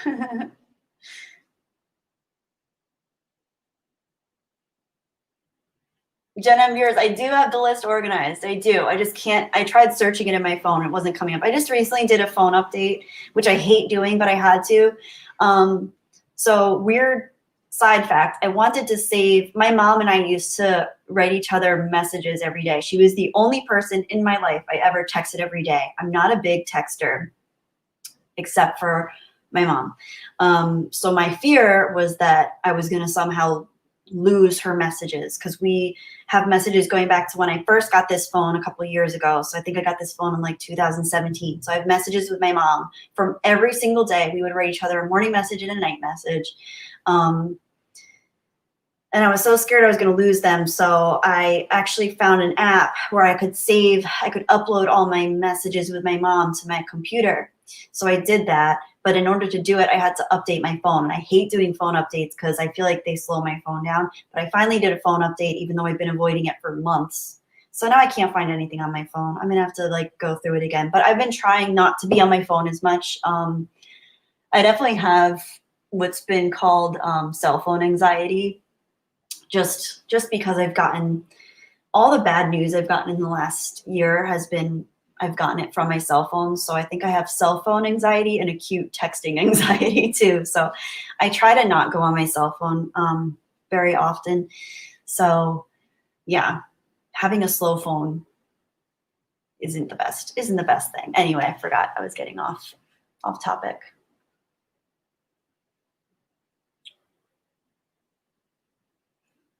Tony movie. I did grow up. I saw Hey Arnold growing up. I think it was on like Saturday mornings or stuff. My mom and I used to go to the gym together when I was little. And I think that was on before we would go to the gym. So I think I remember watching that. It was cute. It was very cute, but I don't really remember much about it. But that's cool. It was one of your favorite shows.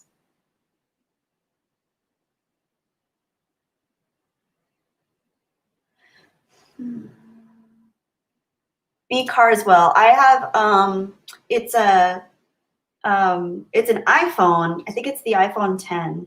And I made it into a flip phone. This is a bamboo cover because I don't like having my phone open. I try to keep my phone as clean. That's just like, I don't know if you can see it with the light. Hang on, let me turn the light down. No, it doesn't help. But I just have like, there are no apps here. Hang on, let me see if I can. Yeah, that's just like the background of my phone. It's just water. And I don't have any apps. I have them all very organized and try to keep it as clean as possible, minimal as possible. And I like having this cover so I don't constantly have my phone. And oftentimes I don't even look at my phone. I try not to look at my phone all the time. You know, when my mom was around, she was the only person I really talked to every day via my cell phone. So it can be a lot, especially now. Like I've just felt so just overwhelmed and spread thin this year. So having my cell phone not be a part of all the other stuff and clutter in my mind is healthy for me right now. Lord Arnold, oh my gosh, gotta go. I didn't even know you were in here, Lord Arnold. I didn't see you. I'm sorry. I'm so behind on the chat today. I'm glad we have 49 people in here. I figured because I gave such short notice, we wouldn't have this many people in here. So I'm sorry I missed you. I didn't realize you were here. I've been so behind on the chat, but thank you for stopping by. Family's in and we're in Orlando doing things. Enjoy, Arnold. Enjoy your stuff. Enjoy your family. I hope you guys are doing well. Take care. Oh no, I'm so behind. We're back. We're back with Chewy's son's name.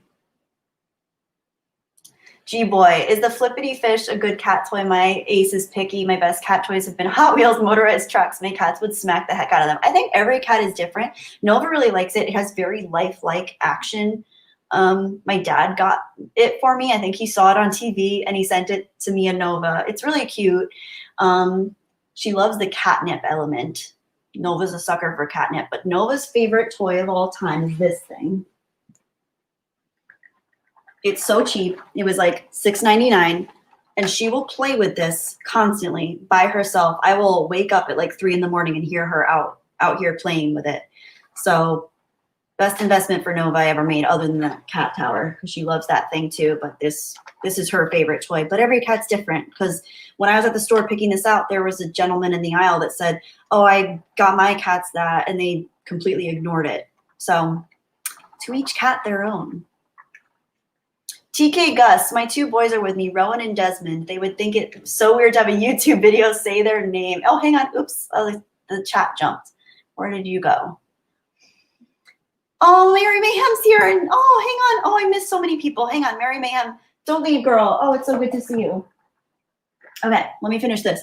I'm going to say hello to Rowan and Desmond. They would think it's so weird to have a YouTube video say their name. They have no concept of live streaming videos. Hi, Rowan and Desmond. I hope you're having a great day. May the force be with you. And this is live right now. And I was just talking about a cat. Ooh, Polly D, thank you for your super chat. Good topic. For 229, what do you make of the disappearing monolith? I think that was probably an art installation. From everything I've seen, it looks super cool. But it definitely looked like more of an art installation than an actual piece of alien technology. Yeah, I'm all for Kubrick's 2001, what was that? I guess that was called a monolith too. Pretty cool. It would be pretty cool if those were, you know, installed into our planet to kind of raise our vibration or something like that. But yeah, for the meantime, I'm just going to say that that was most likely an art installation that people removed. Mary Mayhem, thank you so much for your super chat, guys. If you haven't yet, check out Mary Mayhem's channel. She is awesome. She's beautiful. She's so smart. She's so funny. She does the coolest things on her channel. She has shenanigans. She has karaoke. She has all kind of breakdowns and just commentary on what's going on in the world of different fandoms. She's just awesome. You won't regret checking her out. And she says, "Hail, you adorable thing." Hail right back at you, you adorable, beautiful thing, Mary. I hope you're doing well. I miss you. I really do. I hope you're doing well. We need to, I was going to say talk and chat at the same time. We need to chalk again soon. I miss you a lot, and I hope you're doing well, Mary.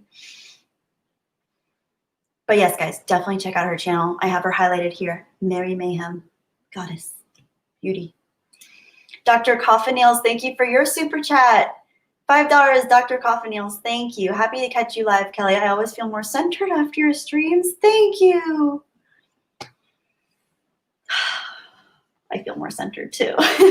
Thank you. I've been nervous longer than usual this stream, and it's not a reflection of you guys, because you guys have been amazing. I think I've just felt less generally balanced the last few weeks. My emotions have definitely gotten the better of me. My grief has definitely come up again in a different way. I think the holidays bring that up. I was talking with Gary about this. He's experienced this recently, Gary, and our friend, huge friend of the channel, and I consider him a very close personal friend as well. And he's had a similar experience this year. Gary, I hope you don't mind me saying so, but it's it's the year of firsts for us. We've both lost people very near and dear to us this year, and like this October was my first birthday without my mom. This Mother's Day was my first Mother's Day without my mom. It was her first birthday a few weeks after she passed away without her, and also my mochita, my grandmother.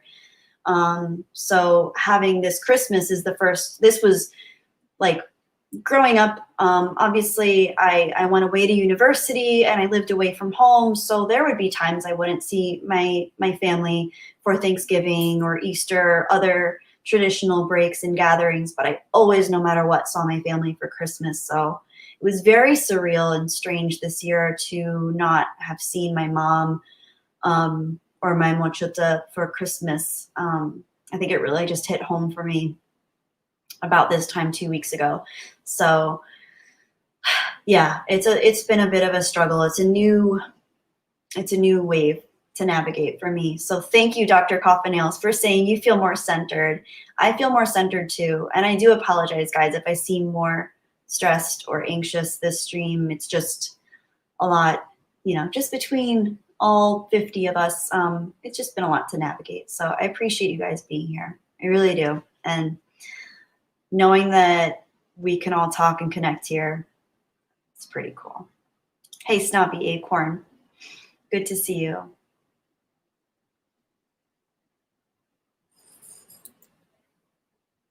The yellow lightsaber. Yes, Mary Mayhem is female and she's beautiful.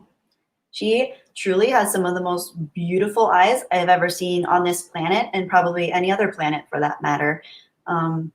She's awesome, and she has a brain. She has a beautiful brain and a mind as well. So, and the best laugh in the world, if I haven't mentioned that. I might be fangirling out to Mary Mayhem, but I'm sorry, she's amazing. And yeah.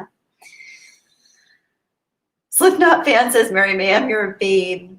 It's true. It's true.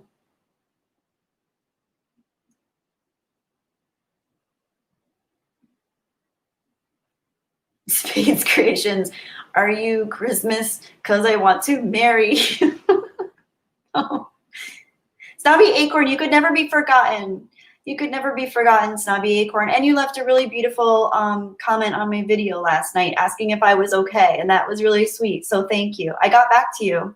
I did get back to you. I wrote back to you, I think earlier today.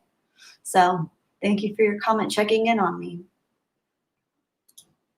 Caffeinated Wolf, hello. We got the power couple here. We got Mary Mayhem and Caffeinated Wolf. These guys are awesome. Caffeinated Wolf also has his own channel, and he's awesome too. So many awesome people here. You guys are awesome. Dad jokes for the win. What's a jitterbug? I don't know. I know Jitterbug as the Wham song. I love that song. I don't know if jitterbugs are a real type of insect, though. Let me actually look that up. Jitterbug. Jitterbug. Jitterbug. Oh, it's the smartphone. I have a cute story. Okay, so my mochita, when she was probably in her, I don't know, late 80s, my mom and her sisters wanted to get her like a cell phone to help her keep in touch with everybody. My mochita, her first language is Lithuanian. She's very old school, and she was always a very nervous person, let's say. She was adorable. She was very sweet, but she was very quiet, very timid, kept to herself, and got overwhelmed very easily. Kind of probably where I got most of those features from myself. But like the 84-year-old, or probably like at that time, probably like 86 or 87-year-old version of me. So my mom and her sisters all chipped in and got her a Jitterbug cell phone, which I think has like 3 buttons on it. And it's basically just call, like you have like 5 people you can call. It's like me, my mom, my aunts, and I don't know, her husband at the time, my Papa Gus.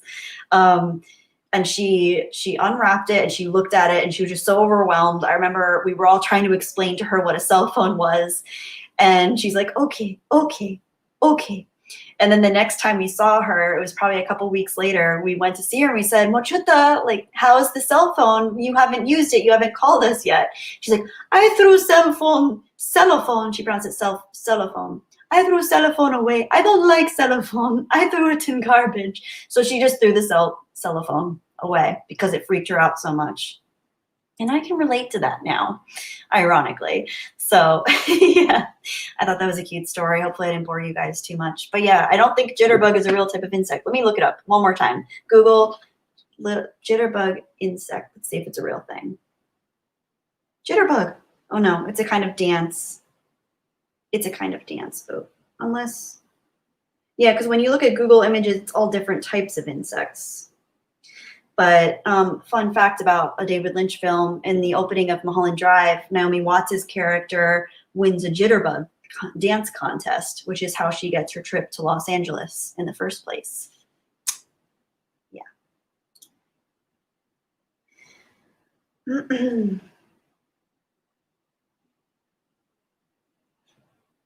B Carswell was a boomer joke, Kelly. See, this is what happens when I get distracted. I'm sorry, guys. Oh, Geekamus Prime, Detective Pikachu. I love Ryan Reynolds as Deadpool. Deadpool's really fun. Mary Mayhem says the yellow lightsaber, I am a female. Hello, Wolf Alpha 22. Hola.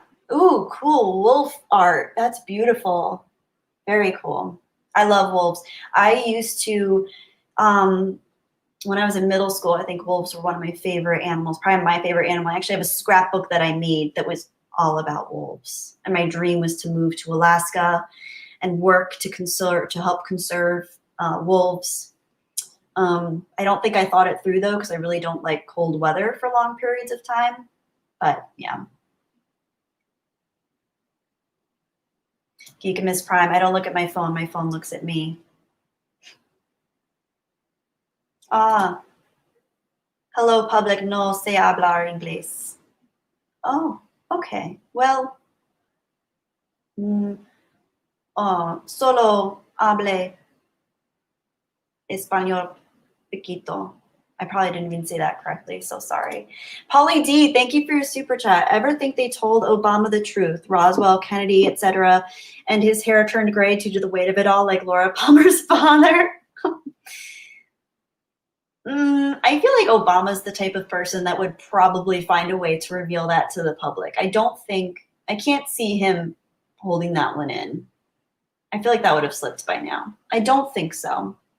I don't even think the president is given access to that type of information, to be quite honest.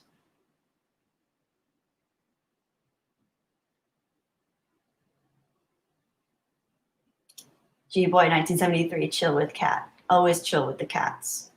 The yellow lightsaber. Cats are more choosy than dogs. Indeed. They're discerning. Yes. Oh, no, I'm so behind on the chat. I'm sorry, guys. I'm so bad at this.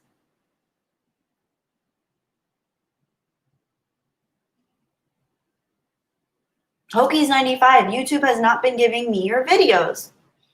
I'm sorry, Hokies. I don't know why. I don't imagine that my videos are like what YouTube deems like very marketable, because first of all, I'm probably the worst when it comes to what's that they look for in YouTubers? Consistency. I'm not the most consistent uploader nor streamer, and I think that would probably be the best thing I could do if I wanted to get more engagement on YouTube. I would like to do that because I feel like every time I stream with you guys and talk with you guys, it reminds me, oh yeah, like this is one of my favorite things in life, and I don't know why I don't do it more. It's really just the nerves, I think, that do me in. Yeah, because this is awesome, and I've missed this a lot. So I hope, maybe moving forward they will. That's why, though, I decided to post in the community tab a link to the live stream, because I figured some people wouldn't get the notification, especially because I notify people so late. So I'm sorry about that. B. Carswell, hence my joke, asking you if you had a jitterbug. Thank you, B. Carswell. Now I get it. I get it. I was a little slow with the uptake. I do apologize. I do not have a jitterbug, but I hope you enjoyed my old Lithuanian grandmother jitterbug story. Yaderhe, yeah, an old type of fancy dance, indeed. Oh, K.A. Oh, thank you for your super chat, K.A. $50. Wow, thank you so much. Don't forget, Kelly, when things get rough, you do have us as a support system. Your online family will be here when you need us, but we can't be there if you don't reach out. Also, Merry Christmas, Happy New Year, and so on. Thank you, K.A. Beautifully said. You're right. You're so right. Wow, I need to remember this. Thank you. Merry belated Christmas to you. Happy early New Year to you. And just generally, thank you for this message. We can't be there if you don't reach out. You're right. I think I need to remember that. I need to remember that. Brain. Thank you so much. I really appreciate you and your super chat and your message so much.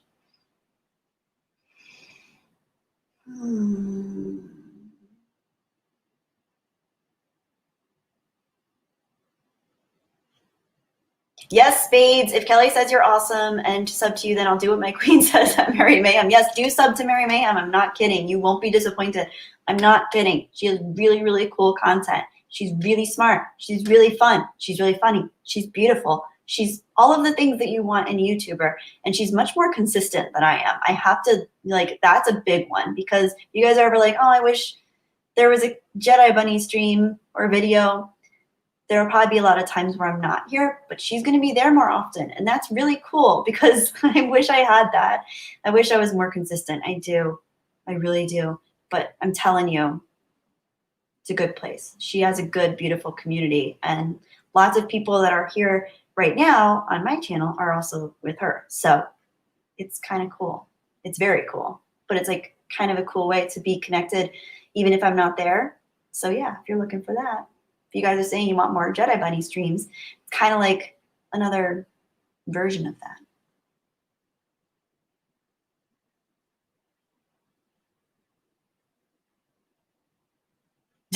Geekum Prime. I have a wolf, but due to thousands of years of selective breeding, he is a dog that crawls all over my floor.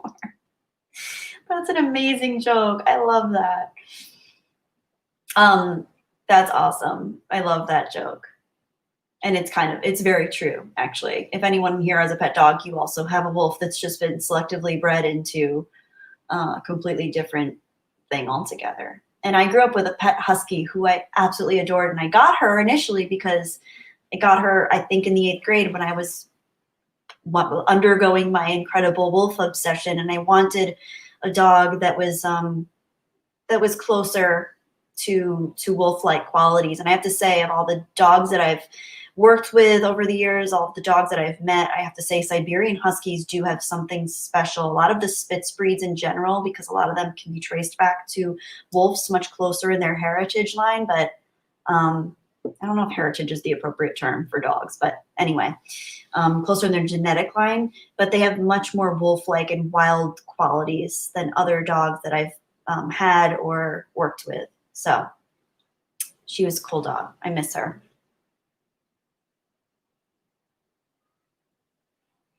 Yaderhe, if I had the means and opportunity, I'd want a timber wolf on the canine side and a tiger or liger on the feline side. That would be cool. That'd be cool. Leon K, have you talked about Wonder Woman 1984 yet? It was garbage. I haven't talked about it yet, like in full, because I haven't seen it yet, but a few people have asked me today, Leon, and that seems to be the general consensus for those who have seen it. I don't know if I will see it. I don't know. I do have HBO, so maybe I will, just for shits and giggles. But something tells me I probably won't enjoy it much if no one else is. So, yeah.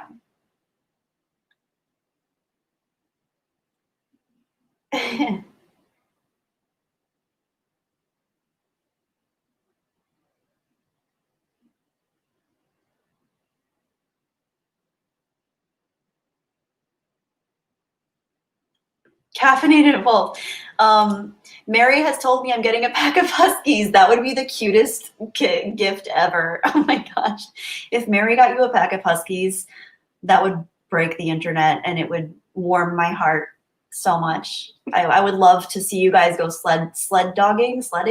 dog sledding together. That's very cute.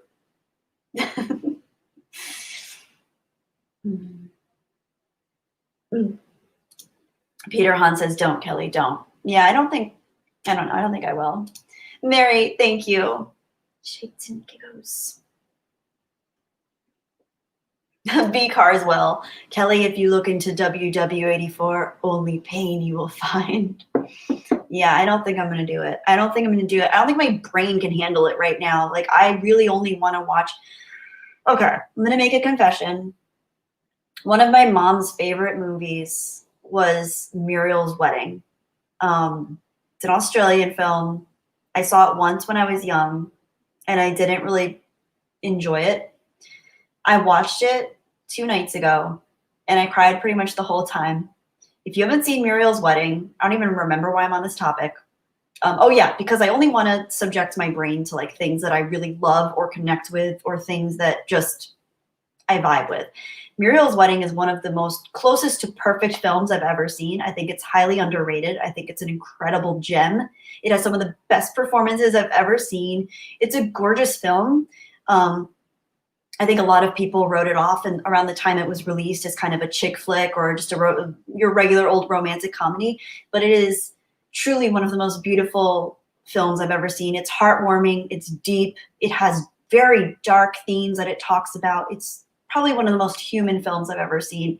And I think someone asked me, I made that community post a couple of weeks ago for a Q&A, and one of you guys asked me what my favorite film is. I'm hard-pressed not to say that Muriel's Wedding is one of my favorite films now. And you guys know me. I love Star Wars, Jurassic Park, Indiana Jones, Citizen Kane, Alien, Blade Runner, Terminator, all those kinds of things. I'm not big into romantic comedies, clearly, but I feel like Muriel's Wedding is so much more than that. So yeah, if you want to see, a female-led film that is beautiful and awesome and deep and riveting, I find it riveting. It's not an action film by any stretch, but it's so human, and it touches on so many elements of the challenges of just being in our own identity. It's just awesome. So yeah, if you ever want to break away from traditional media and see something really kind of different and gorgeous, I can recommend that one. Leon K. Leon K is Muriel's Wedding a chick flick? LOL. It comes off that way, but it's so much more. Yellow Lightsaber. Big respect, Kelly. Australian films that got talked up much. I love some of my favorite films I've ever seen have been Australian. Priscilla, Queen of the Desert with Hugo Weaving. Oh my gosh. There's another amazing one with Hugo Weaving where he's being interrogated. What is that one called? Hang on. It's probably something really simple like The Interrogation. I'm completely forgetting. Hugo Weaving Interrogation. Is that what it is? The Interview. The Interview with Hugo Weaving. Phenomenal.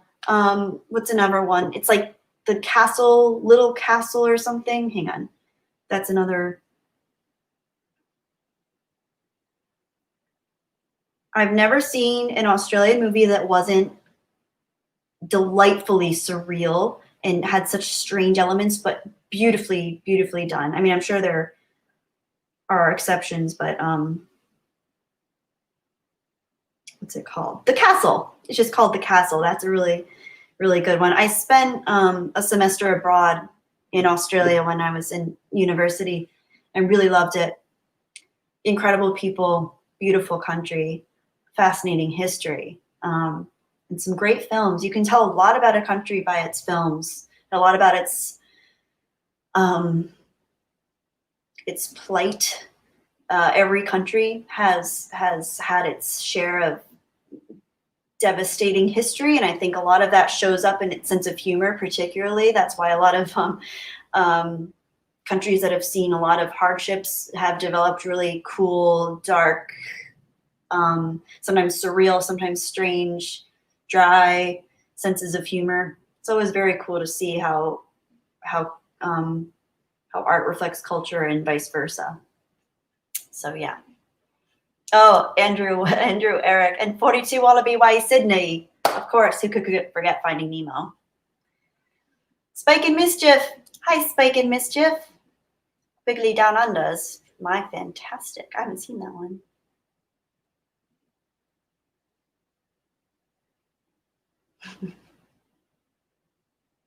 B-Car as well. Oh my gosh, you guys. P. Ferreira. Yes, there is a film industry outside of Hollywood, believe it or not. Yeah. In many ways, I think that's a good thing. I think some of the best films that come out are the smaller funded ones because they need a lottery or, you know, support in order to be made in the first place. Whereas here, we're just, I mean, it's just a factory of film at this point. Oh, that's cool, Peter Hahn. I lived in Sydney for 5 years. That's awesome. Mad Max. Yes, the Yellow Saber. Yes, Mad Max, of course. Love Mad Max. Love the first couple. And I honestly wish that they hadn't dubbed them because I never like dubbed movies, even if it's a different language than English. I prefer reading subtitles if necessary, but I could understand them just fine. I always find that kind of frustrating when movies are dubbed. I understand that some people might not be able to read it, so the option should always be there to have both. But that's one of my biggest gripes with, not to say I have a big gripe at all, but with The Good, Bad, and the Ugly, it's one of my favorite films. But it always kind of like, I always wish that there was a subtitled version instead of it being dubbed. But I know they were speaking different languages, so it didn't make sense to not dub it, I guess, at that point. Okay, now I'm really behind. Now I'm really behind. I'm sorry. Gen X, if Muriel's wedding doesn't take place on Mars, involve AI or lightsabers, then I probably won't see it.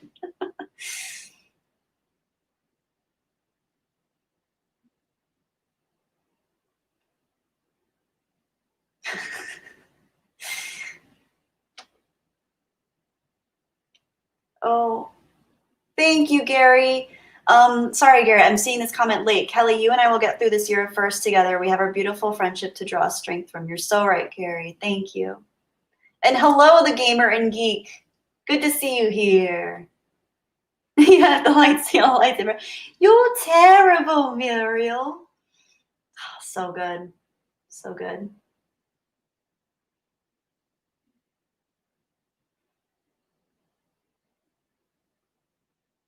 I love Toni Collette. Yeah. Toni Collette's amazing. She's phenomenal. Oh my gosh. And she was so young in that. And she just was out of this world. And Rachel Griffiths too. She's amazing. I had seen her. I saw her in Muriel's wedding when I was young, but then I saw her subsequently years later when I watched 6 Feet Under, which is probably one of my top 5 television series of all time, next to Breaking Bad, Better Call Saul, Sopranos. But 6 Feet Under is, I absolutely love it. And Rachel Griffiths is phenomenal as Brenda in that role. And she was just, she stole the show with Toni Collette and Muriel's wedding too. Mary Mayhem. So okay, so I was trying to trace back Mary and Andrew's conversation about the Huskies, and now I think I'm finding it. He keeps telling people that crap so he can will it into being, then people are gonna be mad at me when I say no later. That's so cute. So he's using the powers of manifestation. Andrew's using the powers of manifestation to try to get married, to get him a pack of sled dogs, Huskies. That's awesome. You guys rock. I love it. Spike and Mischief. I said this. Kelly looks like she could pass as Linda Coda's daughter. She would be a great Wonder Bunny. Thank you. Linda Carter is awesome. She's very cool. I've gotten that before when I have really dark hair. And the hair is like not super dark now, but I think it's the dark hair in the eyes. But I think Linda Carter has bluer eyes than me. And you know who has even bluer eyes? Mary Mayhem. Back to eyes. Mary Mayhem is the most beautiful blue eyes I've ever seen. Thomas Woodford. Hi, Thomas Woodford. I love seeing Gal Gadot. I know everybody calls her Gal Gadot, but I feel like I need to call her Gal Gadot. I'm just going to call her Gal Gadot. It just feels right for me. So sorry. I know I'm wrong. In the role again, and Chris Pine. But beyond that, Wonder Woman 84 was a mess. Bad script. Almost 2.5 hours that you won't get back. Oh, screw that. I'm not seeing it. That makes up my mind, Thomas. Thank you. 2.5 hours.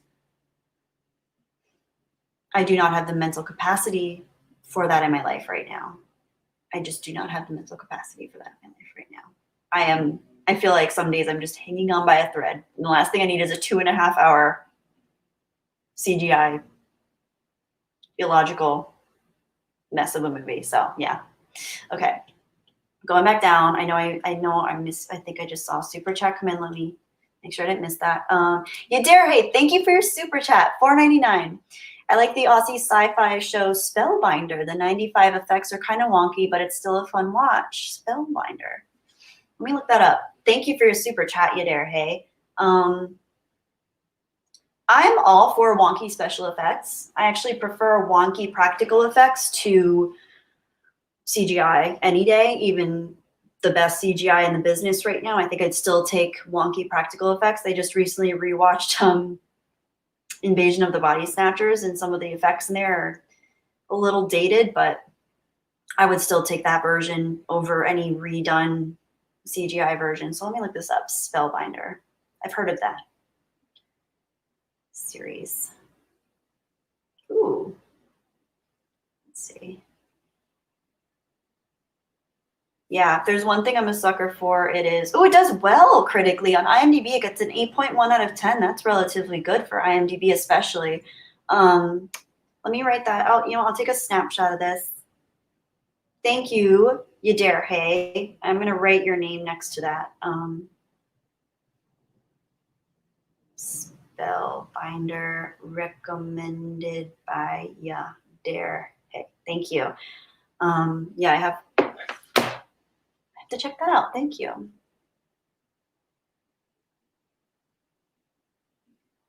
Leon K. Kelly could be recast as Xena. Oh, what's her name? Lucy Lawless. Caffeinated Wolf. I have a Green Lantern ring. I shall will this into existence. Yes. What's that book? The Secret? Just call it into the universe. Call it into your world. That's what you got to do, man. Just manifest.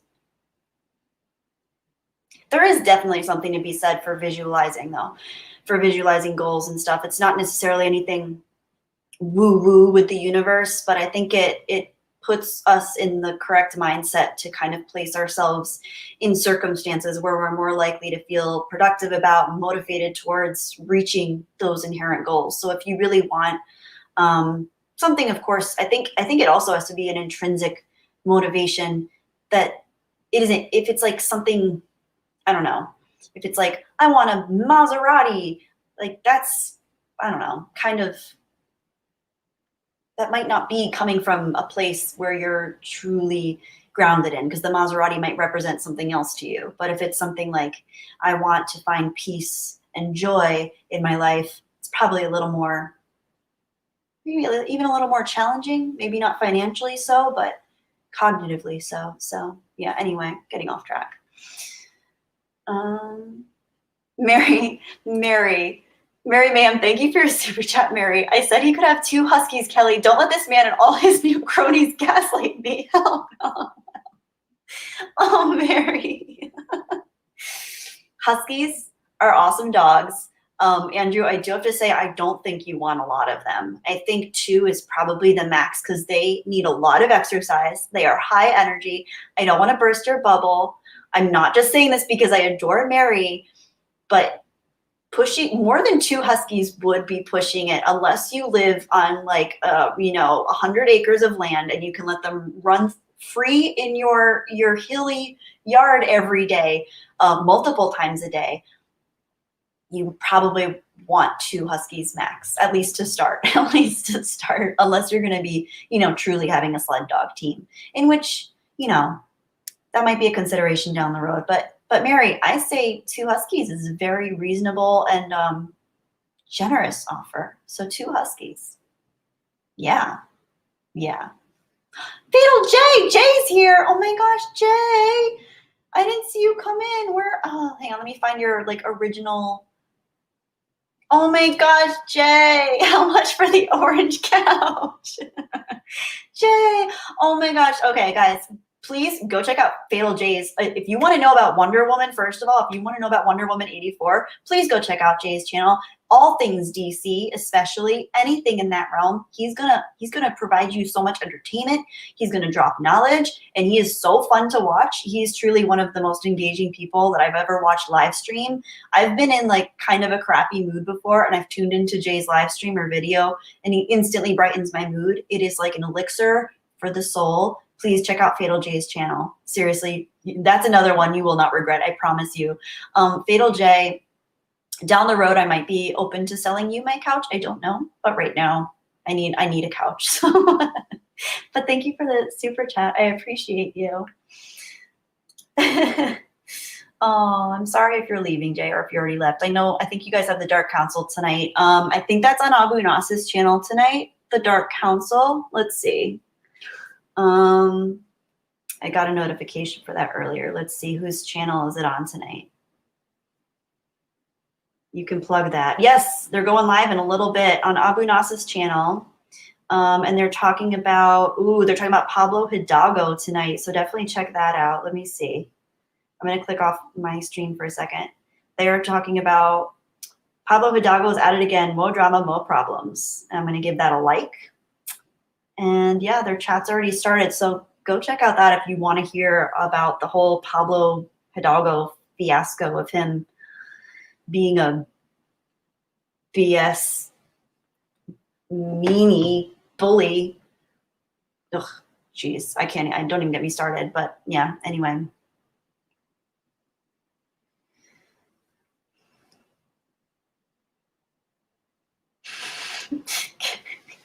"22 huskies shall be my truth, and none shall stand against me." Huskies. Yeah, Hokies, you bring up a good point. Dogs are so good. How can you only have 2? Yes, but huskies are different. Huskies need a lot of exercise. They're very intelligent. They can be very destructive if they don't get a lot of exercise. So they'll tear up furniture, they'll tear up your house. They get very anxious if they don't get that regular requisite of exercise daily. So Fatal J, I did not skip over your super chat. I found it. I hope you saw it before you left. Let me go back to my channel so I can make sure. I have to toggle between my stream here so I don't miss any extra comments. Okay. It's back. Oh, yeah. Okay. Hang on, I'm trying to find Fatal J. Jay, I'm making you a moderator as well.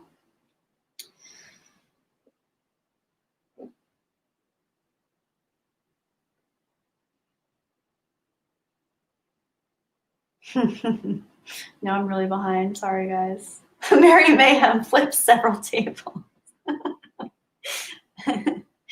Oh, Mary, I love you. This is so cute.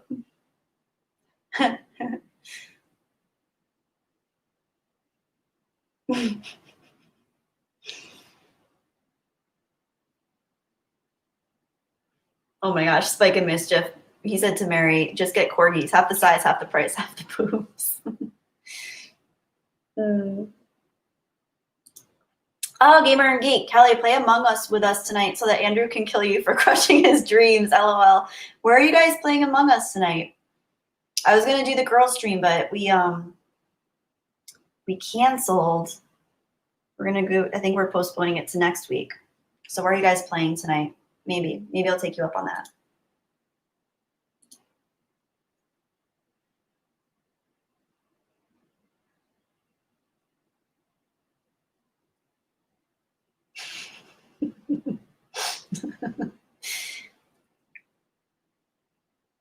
Oh, guys, I love this. I love how Fatal J always talks in all caps, too. So funny. Okay, let's go back down. On Andrew's Twitch. Oh, I don't have Twitch. I don't even know what Twitch is, honestly. Mary, anyone lays a hand on Kelly, I kill them. Thank you, Mary. I feel the same way about you.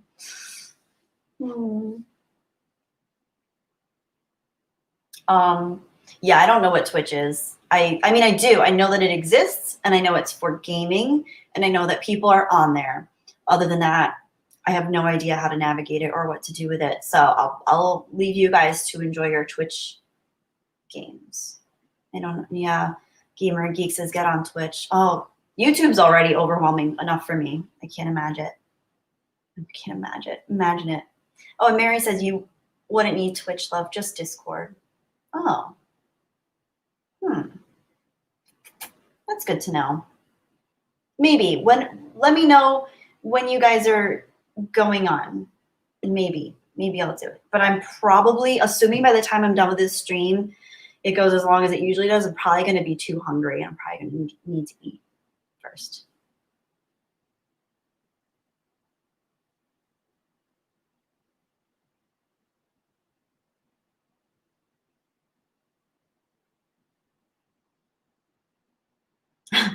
Check 44 wrote, oops, bear emoji. Oh, okay.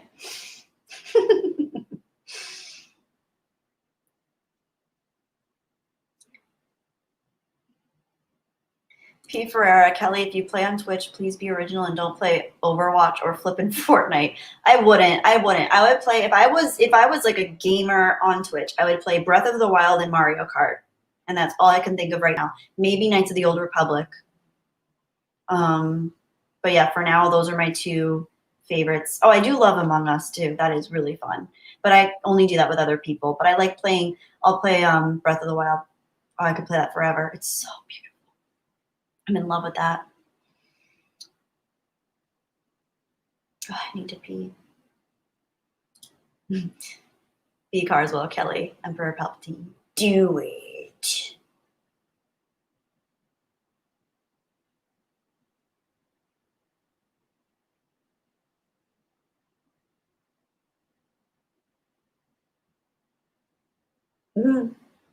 Stephen Yarnell, my son's obsessed with Among Us, the things for kids.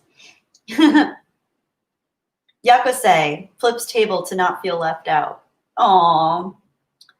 We could all use some social inclusion table flipping once in a while. Oh my God, my face is glowing. There's no sun. Hang on, hold tight. I'm gonna see if this light works better. I have this little light next to my computer. It's still glowing. Let me see. Nope.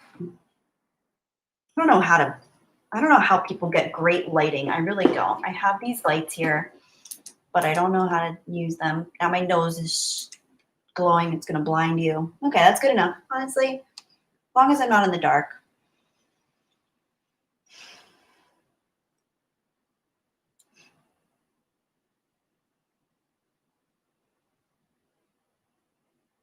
Thomas Woodford, at least the days are starting to get longer now. I love when the days are longer. It's really nice and cozy in the winter when the days are a little bit shorter and you're kind of encouraged to not leave your home late at night. It's kind of like an introvert's, dream, but I do like when it's sunny a little bit longer.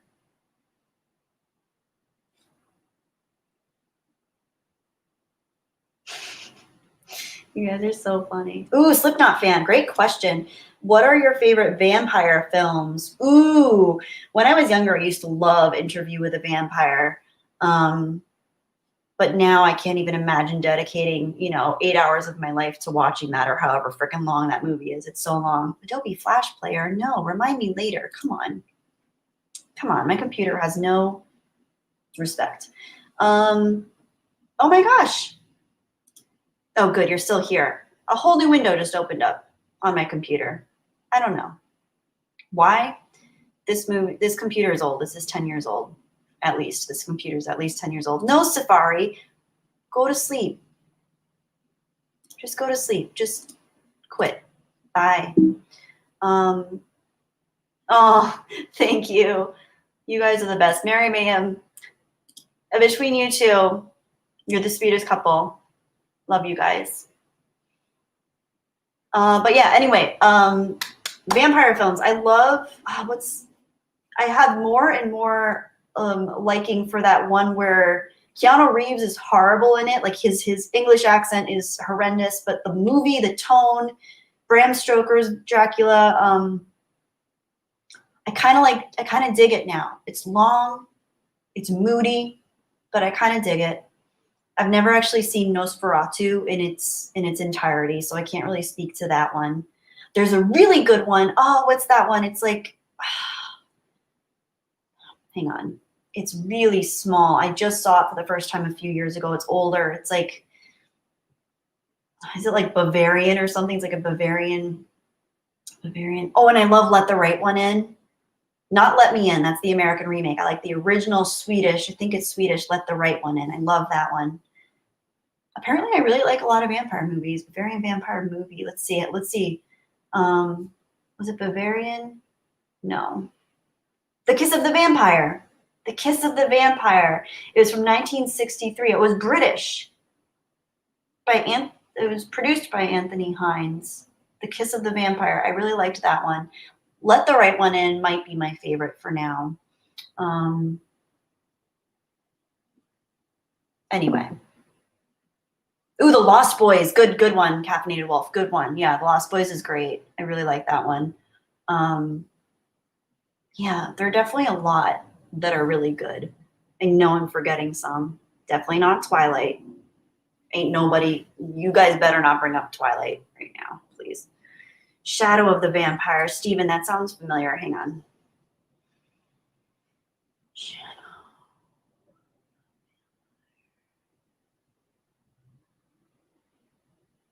Have I seen that one? 2000. Oh, yes, yes. And that one was about the original filming of Nosferatu. And that one has Willem Dafoe in it, who I freaking love. Yes, I do remember that one. Awesome. Oh, so good. Yeah, very cool. I haven't seen From Dusk Till Dawn yet. Ooh, Near Dark. Near Dark is really good too. Near Dark. I really like that one. That one's fun. Near Dark is fun. It's by the same director that did Point Break, and I think she did The Hurt Locker. I haven't seen Underworld. I haven't seen Blade, Ryan. I have not seen Blade. You guys, what if you did find out? What if you found out that Twilight was my favorite movie of all time? I would be so disappointed in myself. Nothing against people that love that movie. My college roommate is one of my favorite people in the world to this day. And she has wonderful taste in most things, but she loved Twilight when it came out. She loved it. Can't get into it. No, can't do it. Adis, good to see you. Vampires with James Woods. I have not seen that one, I don't believe. Yeah, I haven't seen Blade, guys. I have not seen it. KA and unsubscribed. It would spoil my impression of your taste. Yeah, exactly. It's amazing how those little things would taint how we see things about people. Yeah, don't worry. Ew, Kelly, don't even. Don't worry. I had a cousin who was very well-meaning who bought me all of the Twilight books and a Twilight board game when it first came out. She's one of my favorite people in the whole world, and she almost always gets me. She's always pretty much got me the most beautiful gifts ever, but that was definitely something where I was definitely not on board. Twilight was just not my cup of tea. No. Not Twilight.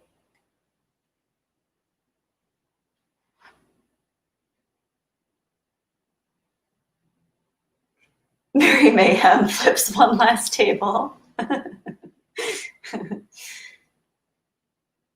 Wow, you guys really like Blade. B. Carswell, I love Evil Dead too. But I don't Wait, are there vampires in Evil Dead?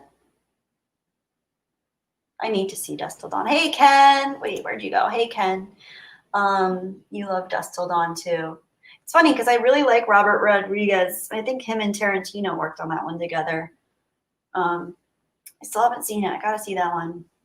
Bye, Caffeinated Mayhem. That's cute. Oh, you guys should start your own channel called Caffeinated Mayhem. That's actually a really cool channel name. And between the two of you, I bet you'd have some awesome content. Oh, later, guys. So good to see you here. Good luck on the husky situation, you two. Enjoy your night. Love you guys. Mary, love you so much. Thank you for stopping by. Everybody, remember to subscribe to Mary Mayhem's channel and Caffeinated Wolf. They're awesome. They're a YouTube power couple. They're beautiful people with beautiful hearts. Mary, seriously, you're one of my favorite people ever.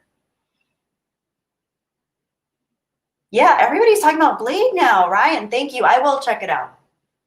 I will check out Blade. I've seen enough of you guys say that you're shocked that I haven't seen it, so that must be some kind of thing. The yellow lightsaber. Most Tarantino films are kind of stupid. Yeah, I can't argue that point. I do like some of his films, but I think I'd more appreciate his originality and his style, even though, of course, his originality is taken from other styles.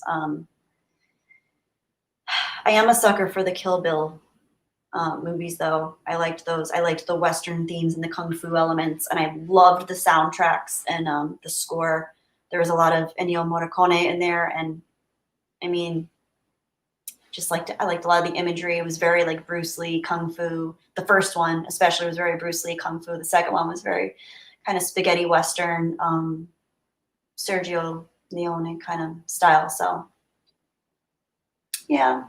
But then again, I haven't seen those since I was younger, so I don't know. Maybe my taste has changed.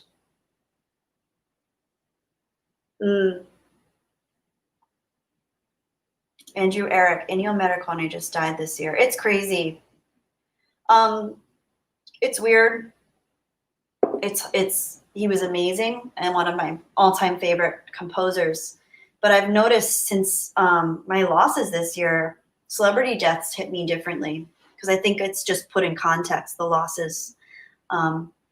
So I've noticed we've lost a few celebrities this year, and usually I'm a little bit more hard hit by that. I feel a little bit more emotionally tied in. It's still very sad, but there's a little less of the pain that I used to feel now. I just don't know. I feel like our brains neurologically, because grief is data input for our brains. It's a huge obstacle for our brains to kind of overcome. So I think when we can reach a saturation point with grief, even without other things on top of it. So grief upon grief, loss upon loss, can be hard to process fully. So I think, puts things in perspective. Not that those people are any less valuable, but I think people within our circle, of course, intrinsically have a little more value and weight in our lives. Yeah, numbed, Peter Hahn, is a good word. Numbed. Bearded Nerd, Pulp Fiction is one of my favorites. Yeah, it's a classic. Whether you like it or not, a lot of people don't like it. Pulp Fiction is a classic.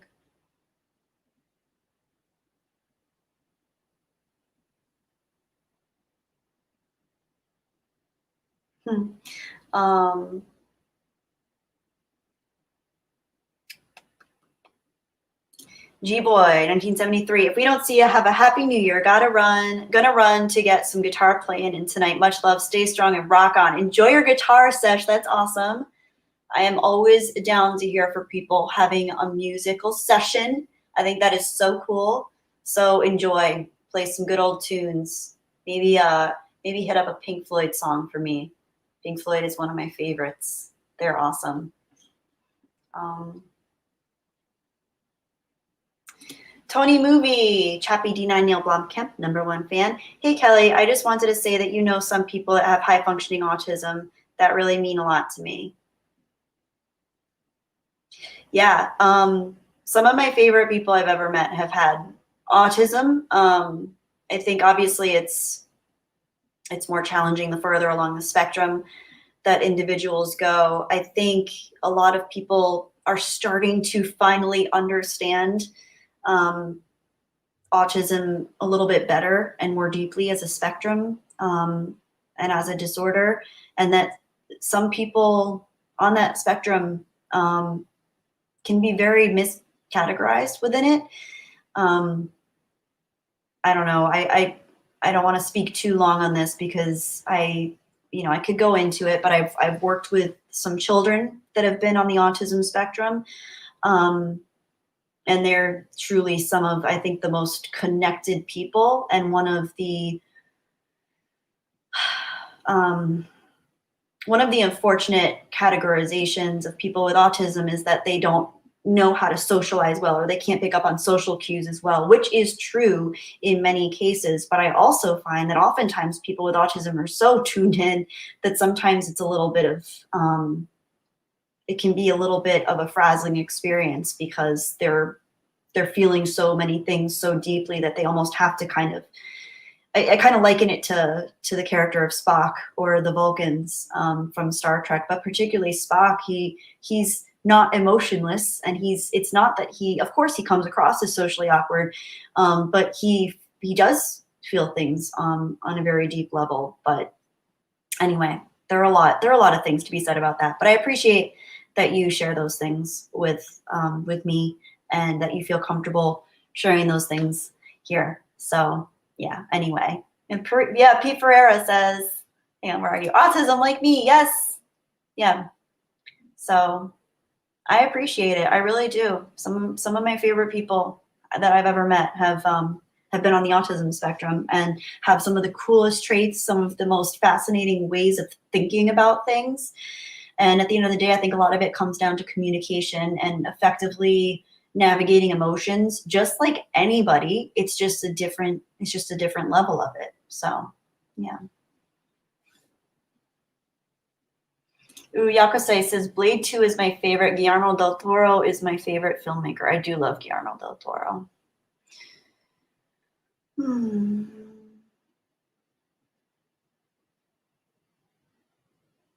Gary Sharts. I like the first Twilight movie. It's like a slow motion train wreck where I can't avert my eye. The film is on a glorious level of awful. Yeah, that's a great description of it. Andrew Eric, One Flew Over the Cuckoo's Nest ending speech. I love that movie. That's one of my favorite Nicholson performances, but I can't for the life of me think of the ending speech from One Flew Over the Cuckoo's Nest. I'm gonna have to look into that. Yes, Megazord, Jeremy, nice. Thank you for saying this. Autism is a different neurological orientation, not a disability. Yes, I love that. I think that's probably the most overlooked and misunderstood factor when it comes to autism, because it's considered a disorder.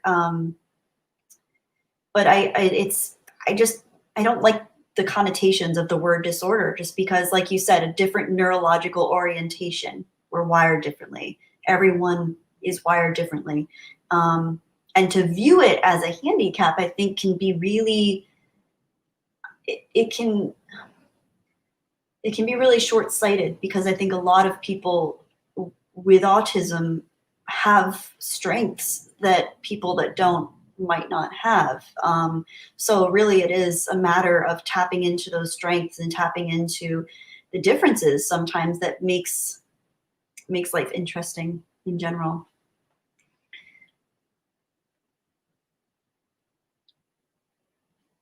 Adrenaline Rush Gaming, way ahead of you. Hey, you should start smoking weed. You may like it.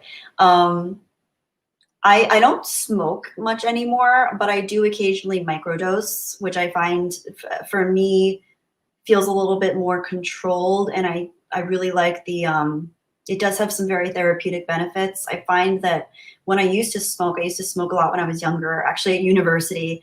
And people can't judge me because I had a 4.0 GPA and I graduated top of my class, but I smoked pretty much every day. What it did for me was it just kind of helped me kind of get out of my ego for a while and tap into a different way of thinking. So Yeah. What I like about microdosing is that it's a smaller amount. It's more controlled. The effects are not as noticeable in the immediate sense, but I really do like it. But once in a blue moon, I will partake in larger dose, but very rarely, because I'm a lightweight with all things, whether it be drinking or the marijuana. I'm a very lightweight. Like I can have like the equivalent of one shot of something, and that's, I mean, I'm just giggling constantly. So yeah, I have to be careful when it comes to those things. I'm not much into that sort of thing, but when I do, it's like tiny amounts. Oh, Yako say, woo, go Kelly. Beat Carswell Kelly. I did most drugs in college and was still magna cum laude. Freaking math classes always screwed me. Luckily, I think I got most of my math classes done by my sophomore year. So I was good to go after, I think I finished like probability and statistics my sophomore year, and then I was done with math. Everything else was film, journalism, communications, psychology, anthropology, just stuff that you could kind of relax a little bit more with. For me, math was always, I just felt like it was a language I could not quite comprehend fully. So I feel you on that. Mm.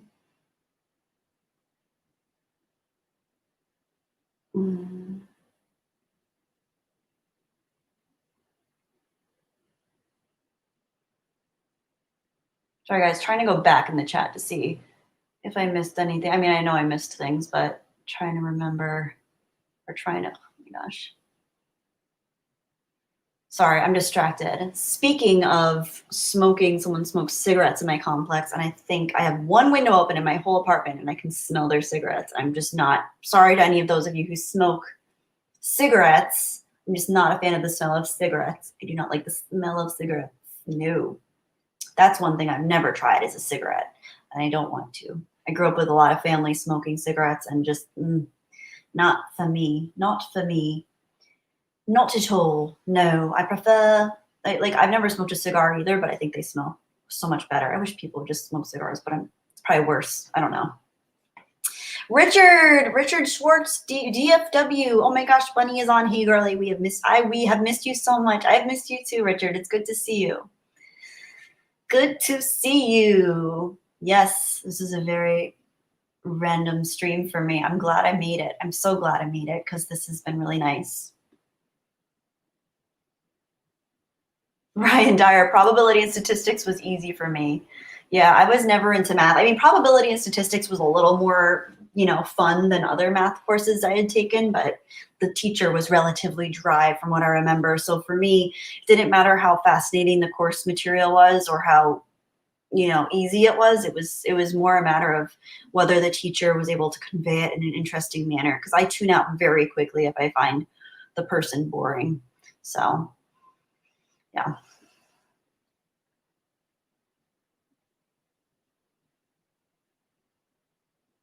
Wow, KA, that's cool. Huh. I've never done any drugs and gotten high and did horribly in undergrad. I had pretty severe undiagnosed ADHD, so that kind of sucked. Ironically, 146 IQ and barely graduated, LOL. Honestly, and I've been a teacher, and I still have to say, school is not for everyone. The way that we school individuals as a group is not always, I think, the most effective way. It works for a lot of people. For some people, it doesn't.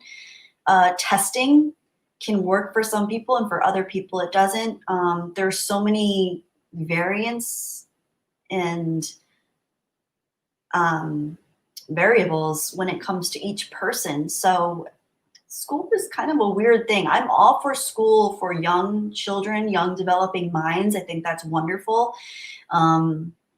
But in some senses, later, early adulthood or even late adolescence, I feel like the school systems are they can be a little bit broken. So, don't fault yourself for that. I think it's all about finding your own way, and sometimes school doesn't fit into that.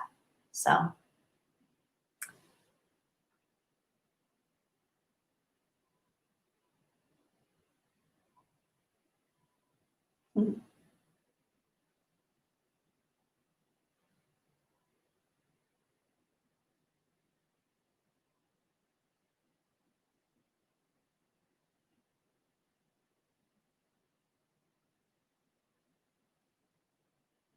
Mm.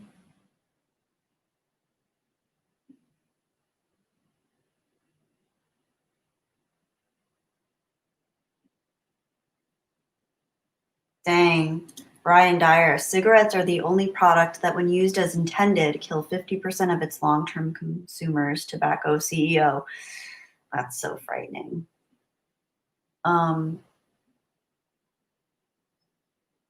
Darius Thompson. Hi, Darius. As an introvert, I draw a lot. That's awesome. I need to get back into drawing. I used to draw all the time and I miss it so much. Just never have time.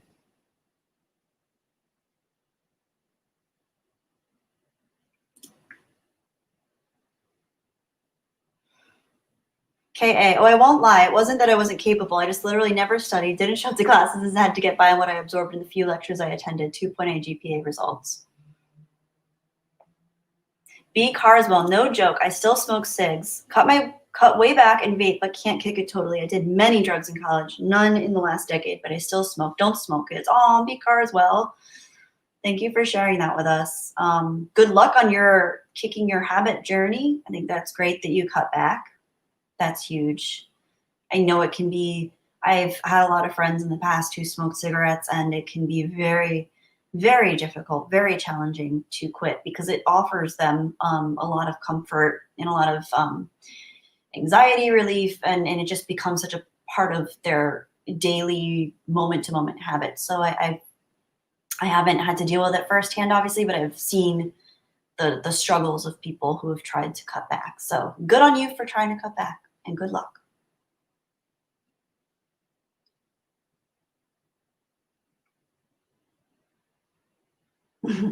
Yellow lightsaber. I do agree with you. I do agree with you on that. KA, when I was finally diagnosed with ADHD as an adult, the psychiatrist looked at my results and said, "I'm surprised you graduated from college." Wow. That's crazy. Wow. Peter Hahn is an introvert. I daydream a lot about girls mostly.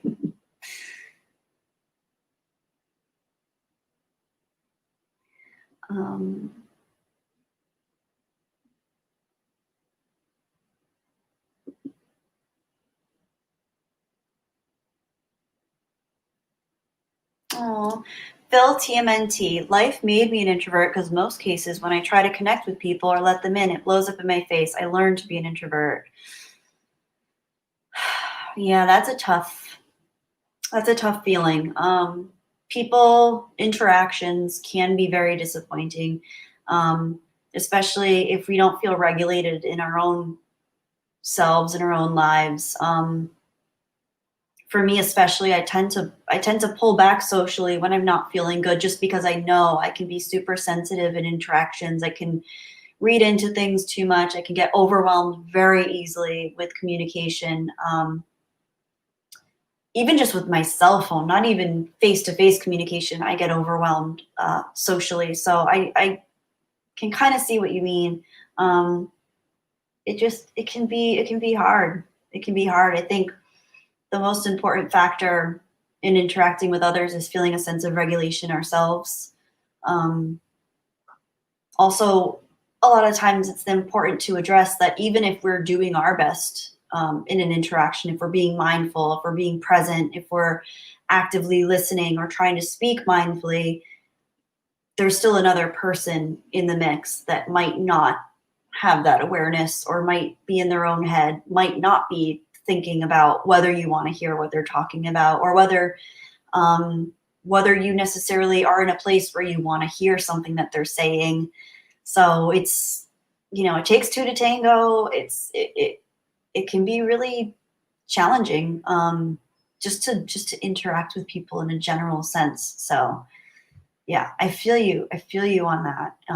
But Phil, I always say the number one thing is to just tap into what you feel, try to regulate yourself, and do what you need to do to feel good and feel confident. And if you don't like how you feel around other people, then take some space. But I think it's always good to have some kind of social connection or social interaction in general.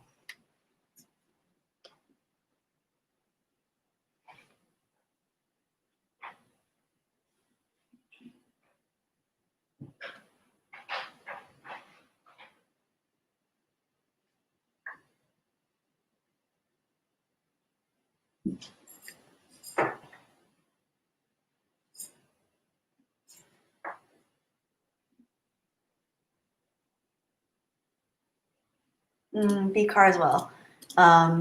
Sadly, Kelly, you're 100% correct. I have some anxiety problems, take meds, but the sad part is if it gets too much for me, cigarette fixes it. That's the problem.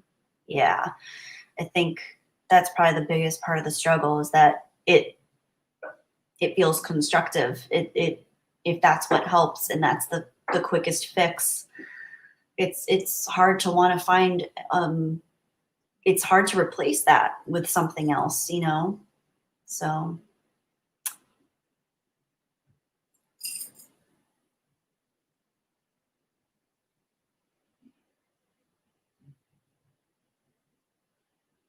the gamer and geek, good stream, Kelly. I'm heading out so I can get some things done before game time. Enjoy your game tonight. Tell everybody I say hello and enjoy it and have fun playing Among Us. That's super cool. Megazord Jeremy, social media needs to be destroyed everywhere to save the human race. I don't know that it would ever be destroyed. I think it's just, I think people are going to need to wake up to what's healthy for them and learn to cut certain elements of it out of their lives to better themselves. Like that's one reason I've taken a huge step back over the years from social media. I'm just not active on social media for that exact reason. But I have most of my friends are still very active on social media, and that's something I think each person as an individual needs to make that choice for themselves. But yeah, I get very easily overwhelmed with things, even with just text messaging. I get overwhelmed with it. Can be too much for me, especially if I'm not in a regulated place. So social media on top of it, I just could not handle.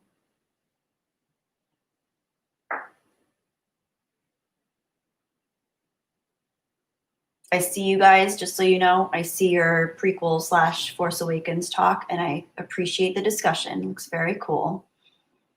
Looks very cool. The yellow lightsaber says, I'm tired of the Death Star. That is one thing that we definitely need to acknowledge, is that there have been enough Death Stars. There have been enough Death Stars destroyed. There have been enough reincarnations of the Death Stars.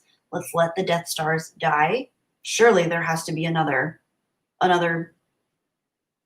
source of antagonization, is that a word, for the Star Wars galaxy than a Death Star.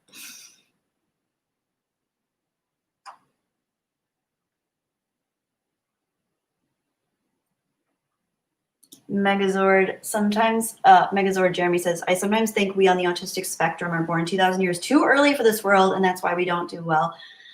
You know, that is a thing that I have often pondered when it comes to people that are hypersensitive or are just on a different wavelength socially than other people, because it's rare to find someone that is on the autism spectrum that doesn't also have an incredible gift along with it. And I just wonder if there's not enough space for those people's gifts right now, or if we just don't value that enough in today's in the today's age. It's just, I think that's a really, really good point to think about, because the things that we value today in society are very different from what we valued 100 years ago, and those things will be completely different 100 years from now. 100 years from now, it might be more valuable to have someone that is socially awkward and completely introverted, because they might have their finger on the pulse of something that's much more meaningful then. So who knows, you know, right now, or at least for the last, 40 years, it's been an extrovert's world in many ways. But, if you look back to the ancient Greeks and philosophy, they were all pretty introverted in many ways, the philosophers and the Stoics. And so there's, unfortunately, sometimes we're not always in the ideal time for our personality types. So yeah. Right, Nova? Attack Pig! Hi, Attack Pig. It's good to see you. I said this before, but I deleted all social media many years ago.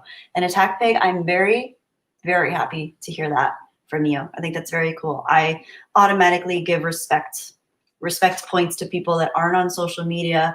I don't have anything against people who are on social media. I think a lot of people do find a way to balance it in their lives, but I think it's super cool when I see someone that's kind of foregone social media altogether. So good for you. If you're happy and you're regulated in your life, that's all that matters. So whether that means you have social media and you use it for, on a healthy level, or whether you have none, whatever works for your quality of life. KA, I totally agree with that. Phil TMNT. Hang on. Whoops. I'm so far behind. I'm so sorry. It affected me to where I kind of closed myself off to even my family for the most part. It is hard for me to let anyone in. Phil, I can relate to this in certain ways. Family can sometimes not always be the healthiest people for us to be around, particularly if we feel misunderstood by them. This is a tricky one because from what I've seen of you, Phil, you seem like a really kind, supportive, warm person. And I'm sure that you have those attributes with your family, but I think sometimes family can even bring some negative attributes out that we have. So I hope one day you're able to find a balance and find what works for you. Sometimes we just need time, though, away from ourselves. I wouldn't write anyone off completely, but if it works for you now to kind of isolate a little bit, that's good. If you enjoy going on YouTube and talking to people through that and finding new ways of thinking and new ways of perceiving, and learning about yourself through that, then that's really cool. Sometimes that's just what we need. So just do what you need to do. Just don't, I just say, my number one thing is try not to completely self-isolate, because I've been there. I've been tempted to do that. And that's usually when I feel like I'm at my worst, is when I'm completely off on my own. It can be very overwhelming, dealing with social stressors and communication and feeling kind of tied down between work-life balance, friends, family, people reaching out, feeling obligated to communicate. That can be a lot, particularly if you're not, as I said, regulated. So find what works for you and just always keep checking, because we're changing. We're dynamic creatures. So don't ever think of yourself as a stagnant being. That's probably the best tip that's most applicable. Keep moving. Chaos Hoy, all hail Luke Skywalker, Gary, and social media can be so addictive and unhealthy. Yeah. Megazord, ooh. Oh no, social media destroyed my sister's mind. I can't even converse with her anymore. Social media needs to be destroyed. Yeah, that's probably the most unfortunate thing about social media, is that because it's algorithm based, oftentimes we're set up where the more we like things, the more we engage with things, the more we're recommended things just like that. So then we get to a place where we're not even seeing any other point of view other than having our own beliefs and ideas reinforced, including our beliefs and ideas about the other side. So whoever the opposing argument is, or whatever the opposing statements might be, even if if they have some valid points, we won't even get to see that, because we're only hearing their points as made by people or systems that we're engaging with. So echo chambers are real, and it's important for us to be aware that social media oftentimes becomes one if we engage with it the way it's intended to be engaged with. So I found myself, even with YouTube recently, I was trying to find some more people and channels that were a little bit more, I don't know if opposing is the correct word, but just a little different than what I was typically engaging with. And you can enjoy both, and you can enjoy both sides. I think the unfortunate and scary part happens is when we only engage with one side and we don't start to see the world and humans as the complex place it is and as the complex beings we are. And that can be really disheartening, because then it's hard not to feel angry and resentful. So I'm sorry that your sister has engage with social media in a way that might have led her down a path that you can't connect with her anymore. That's terrible. Hopefully one day she finds a different mode of seeing or being. We'll see. We'll see.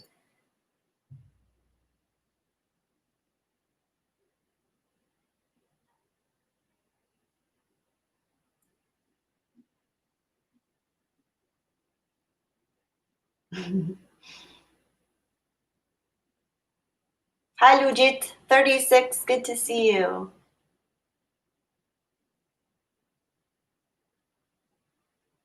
Oh, B. Carswell. Kelly, the way you feel anxious about streams is how I feel about family stuff or dinners. Like, I know I'm going to have fun and it will be great, but I'm always still hesitant. Remember, you will love it. Yeah, that's true. Like, I think I used to think that my anxiety was relegated to just more social people, extroverts and partiers. But I realized even hanging out with my family could be really nerve-wracking. Sorry, I'm watching Nova. I'm just making sure she's not knocking anything over. Yeah, I can get anxiety just like opening my phone up and seeing that I have like 8 new text messages and being like, oh my gosh, I have to get back to all these people right now. It just can be very draining. So of course, when we go into the world and we're met with actual real-time people who want attention and who want to speak and who want to hear about our lives, it can be very overwhelming. So social media can be an extension of that. Online communication is an extension of that. Phone communication is an extension of that. I think people are more spread thin than ever before. We're more connected and plugged in than ever before, but we're also more, our minds are so divided. So that's why I try, I'm not active on social media, and I try to take breaks from my phone. I try to take breaks from anything that makes me feel pulled in different directions. So I do recommend that if anyone's ever feeling overwhelmed in general, just to kind of take that time away for yourself.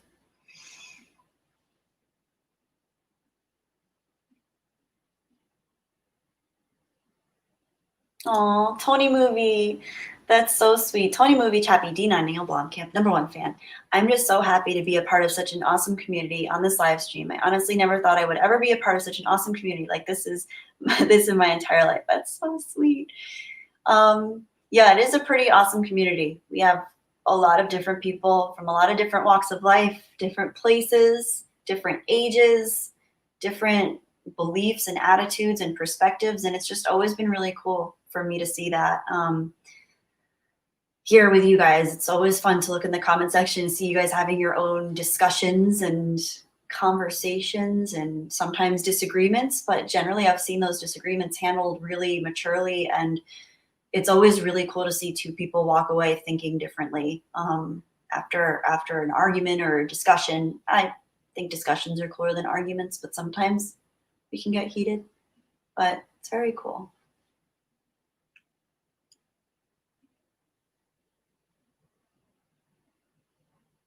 Ryan Dyer, how are my push-ups doing? I've been hiking so much, so I've been doing a lot of like lower body workouts technically from hiking. I've neglected my upper body workouts. I did a pull-up and push-up and tricep dip like workout session, I think a week and a half ago. And that was the last time I worked out my upper body. So I need to get better at that. But luckily, like my arms are warm all the time because I'm wearing long sleeves because it's chilly here. So yeah, but I do hike pretty much. I've been hiking pretty much every day since break started. So that's good.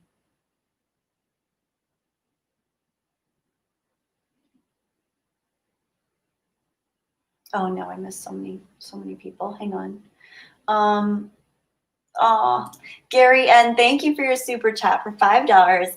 Gary N says, I know you will appreciate this trivia question, Kelly. Who wrote I'm a Believer performed by the Monkees? Oh, was that Neil Diamond? Was it Neil Diamond? Gary, can I look it up? I'm going to look it up. That's a great question. Let me see. Who wrote I'm a Believer? Yeah. It was Neil Diamond. Yay! I know Neil Diamond wrote a lot of the Monkees songs, and you know I love the Monkees. So thank you. That was a great question, Gary. I love that you remember that I love the Monkees. I grew up loving the Monkees so much. I've shared this before, but the Monkees were my first concert when I was 14 years old, and I was the youngest person there, and I loved it. So yeah. Yakasai, thank you so much for your super chat too. There's plenty of space. We just fail to acknowledge and nurture it. Ooh, I love that. Yakasai, you have some real wisdom for us tonight. I appreciate your contributions to our chat today. Thank you. Thank you for your super chat.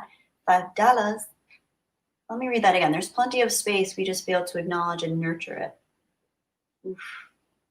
Love that.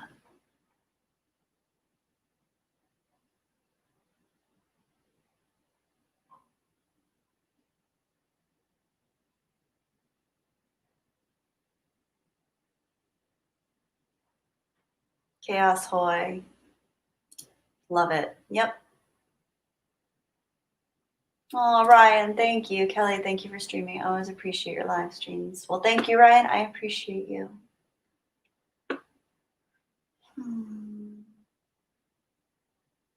Love that song, Peter Hahn. Sweet Caroline. Bow, bow, bow. So good. B-Car as well.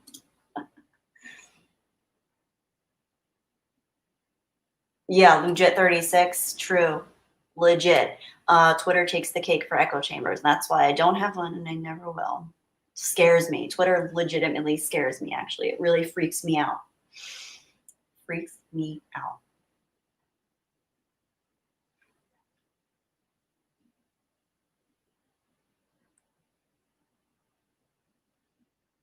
Ooh, Megazord. That's a scary theory. I wonder, could there be an artificial intelligence controlling social media without us knowing, making people go crazy so it can invade us more easily by dividing humanity? Yeah, that's a horrifying theory to think about. It's certainly a plausible theory. But I think whether true or not, whether plausible or not, probably wouldn't be good for our brains to think too much on it. Because there's always that fine line between unplugging ourselves from the matrix and seeing reality versus departing from the accepted reality completely. Because being a social outsider altogether is effectively very unhealthy for the human brain. We are tribal animals, and I do think it's important for us to have an element of social belonging. But yeah, that's a good theory to ponder.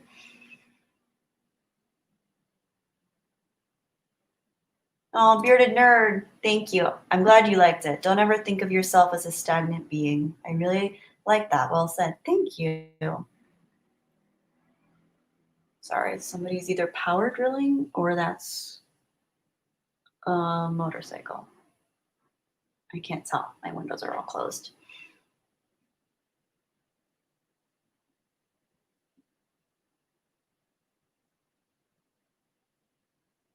P. Ferreira. With that, I'm off to bed, hoping Star Wars will eventually realize The Force Awakens did more damage to Star Wars than any of its sequels did. They're all terrible. Pedro, I do remember that that's how you feel. And I think a lot of people stand by you on that. I think we've talked about this before. I don't want to say present tense anymore. I did appreciate The Force Awakens when it came out, but I think having seen what came out afterwards, I was short-sighted in my enjoyment of it, possibly because I think I enjoyed the tone that it struck more than anything, but I didn't quite see how it was undermining so many of the things that I knew and loved about the original Star Wars trilogy. So it's tricky. It's tricky. But I hope you have a good night's sleep. Thank you for being here and being part of the stream.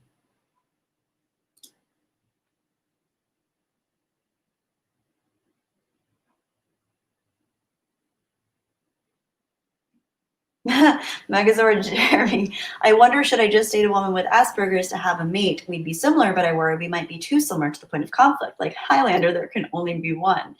Great comparison. I think that's up to you at the end of the day. it's definitely an option worth exploring.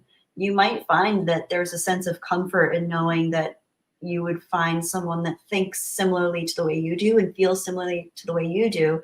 And I'm sure she would still be a completely different person with her own complex array of attributes and qualities. Like, just because she has Asperger's doesn't necessarily mean that she'll think and feel exactly the way you do about everything. So there might be similarities there that you can find her more relatable with, but I'm sure, you know, you guys could strike up a balance too, depending on the person.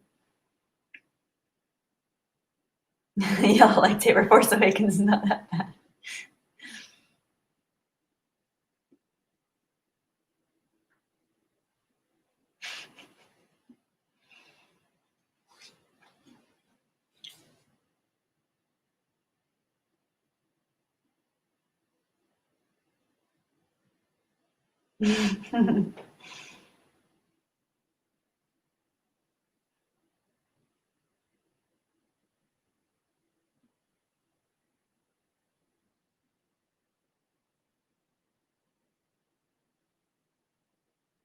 Hi, Madness Productions.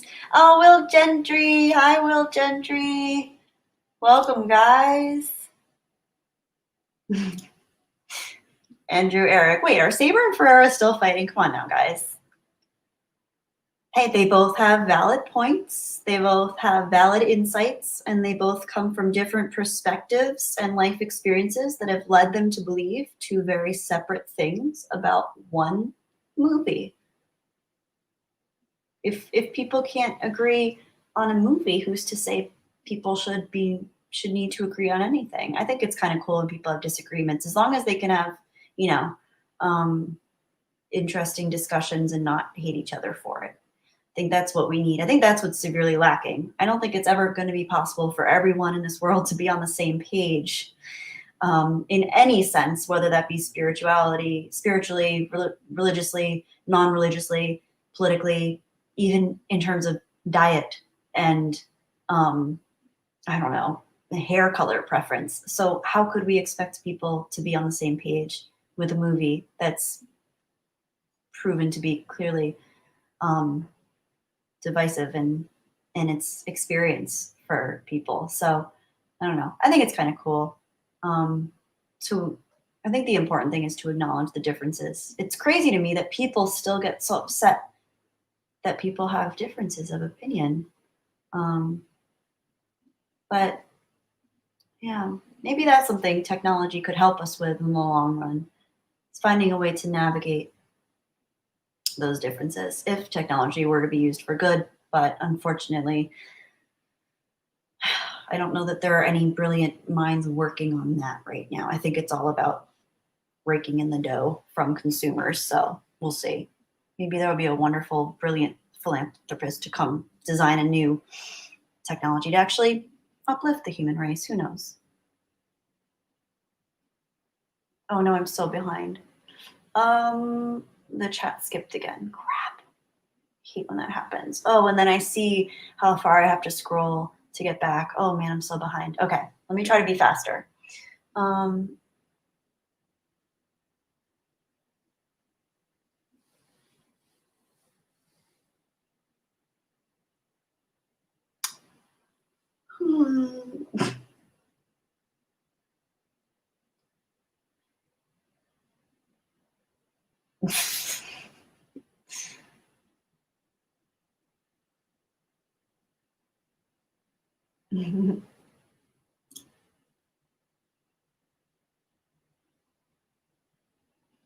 Stephen Yarnell. I binge TV shows while I work out. Yes. Sometimes I do that too. Sometimes I follow along with videos. There are a lot of great YouTubers that do wonderful workouts on YouTube. I'm really into like mobility fitness and just kind of intuitive fitness, like the way the human body is meant to move. I do a lot of body weight stuff now. I don't have weights or anything like that. There's some phenomenal people out there. One channel that I really recommend if you want to get into fitness is Strength Side. His name is Josh. He does incredible work. And and just you honestly feel so much better after doing that type of workout, because you're moving your body the way the human body is meant to move. It's very primal, it's very integrative, it's very dynamic, it's very flow oriented. So there are some wonderful, wonderful people out there that do great stuff. Yay, it was Neil Diamond. I'm so far behind. Rosetta! Oh, Rosetta, happy birthday. It's my birthday, but the day has not been good at all. I'm so glad to see you today. I needed to see your smile so much. Rosetta, happy birthday. I'm sorry you're not having a good day. I don't think this whole year has been good for most people, but I imagine today is a rough day for you if it's your birthday and it's 2020. And I know you've I think I remember you mentioning you lost your aunt, who you were very, very close with recently. So I know that that's probably your first birthday without her. And if that's the case, I'm so sorry.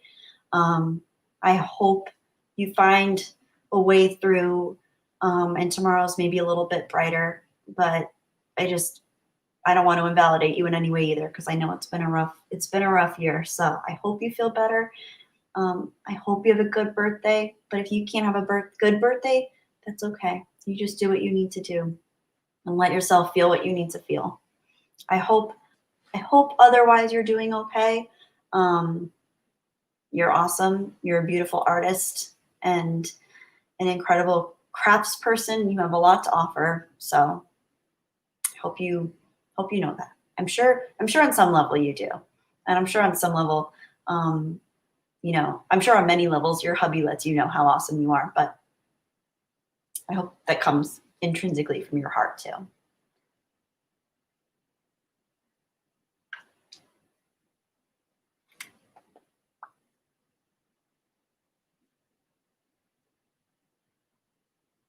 Oh my gosh, I'm so far behind on the chat. I'm sorry, guys, if I missed anybody.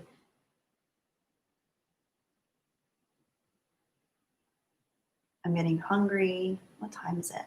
6. Okay.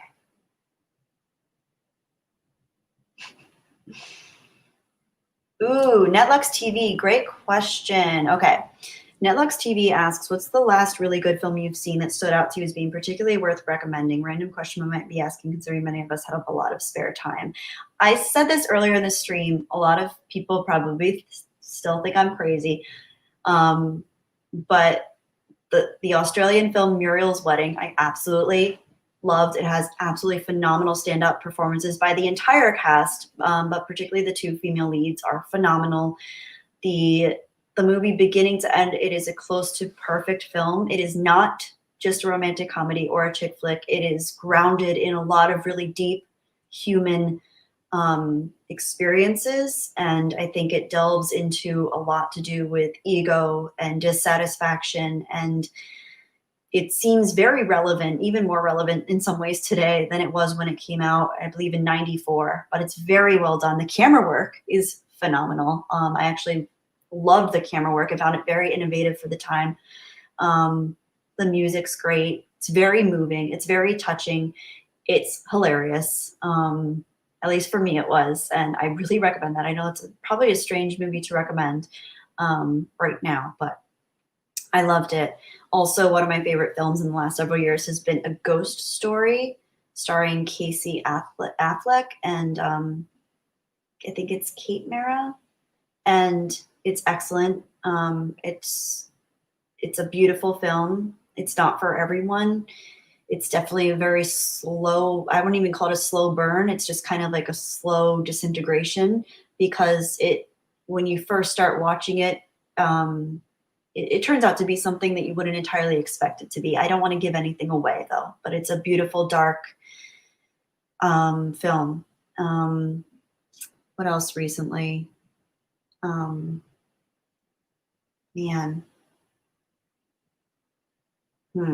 I'll think about it. I'll think if there are any more that I can recommend. But those are 2 totally random, totally different films that I just really personally enjoyed recently that not a lot of people talk about. So yeah, I like those. Darius Thompson, I've seen videos of people putting chips into their hands. Chips? Huh.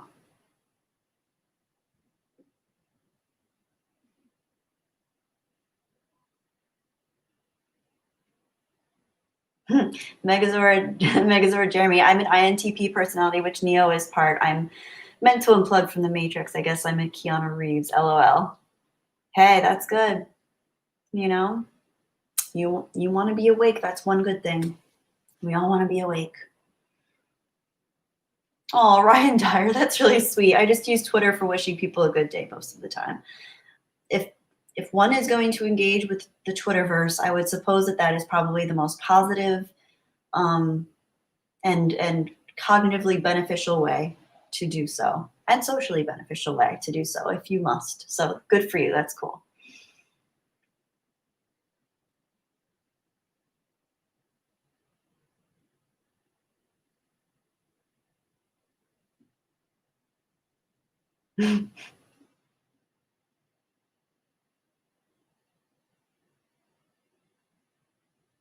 Stuart Mitchell, thank you, Stuart. I hope you had a good Christmas too. This Christmas was definitely pretty. It was a sad Christmas. It was a hard Christmas. Yeah, first Christmas of many. First Christmas for the rest of my Christmases without my mom and my grandma. So it was rough. It was rough. I cannot say it was a good one, but I'm okay, and I do believe that next Christmas will be a better one. So I could say that. People are talking about Highlander. Yeah, I could go for a Highlander reboot. Back again. Hi, Toby.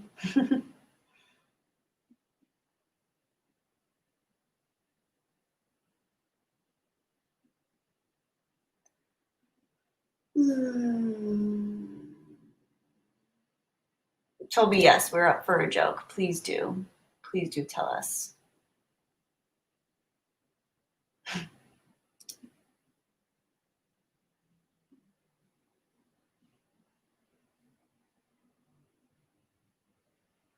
Andrew, Eric, hell yeah. Me and my friends used to smoke weed and watch Highlander.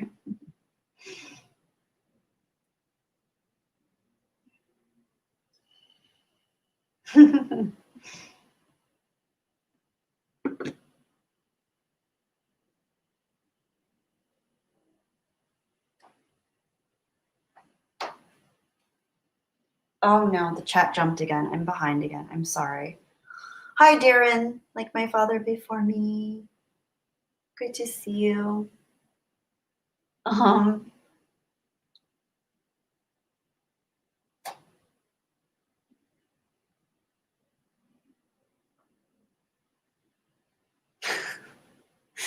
um,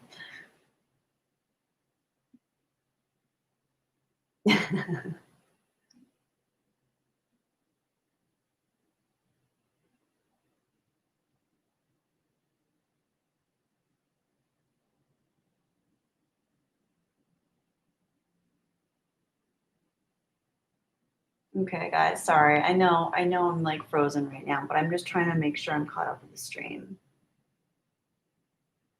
Yes, Gary, add Muriel's Wedding and Ghost Story to your watch list. They're beautiful. Oh, they're so beautiful. Muriel's Wedding was one of my mom's favorite movies too. So it was a special way to kind of like feel like I was with her when I watched it. Ah, Bruce Lombardo's here. Hang on. I missed your chat. Darn it.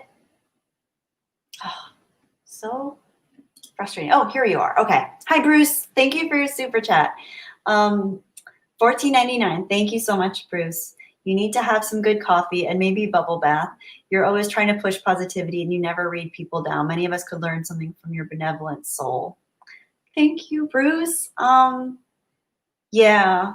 Well, I really appreciate you saying that. I deal with a lot of dark thoughts myself. I do deal with a lot of darkness and I do deal with a lot of negativity.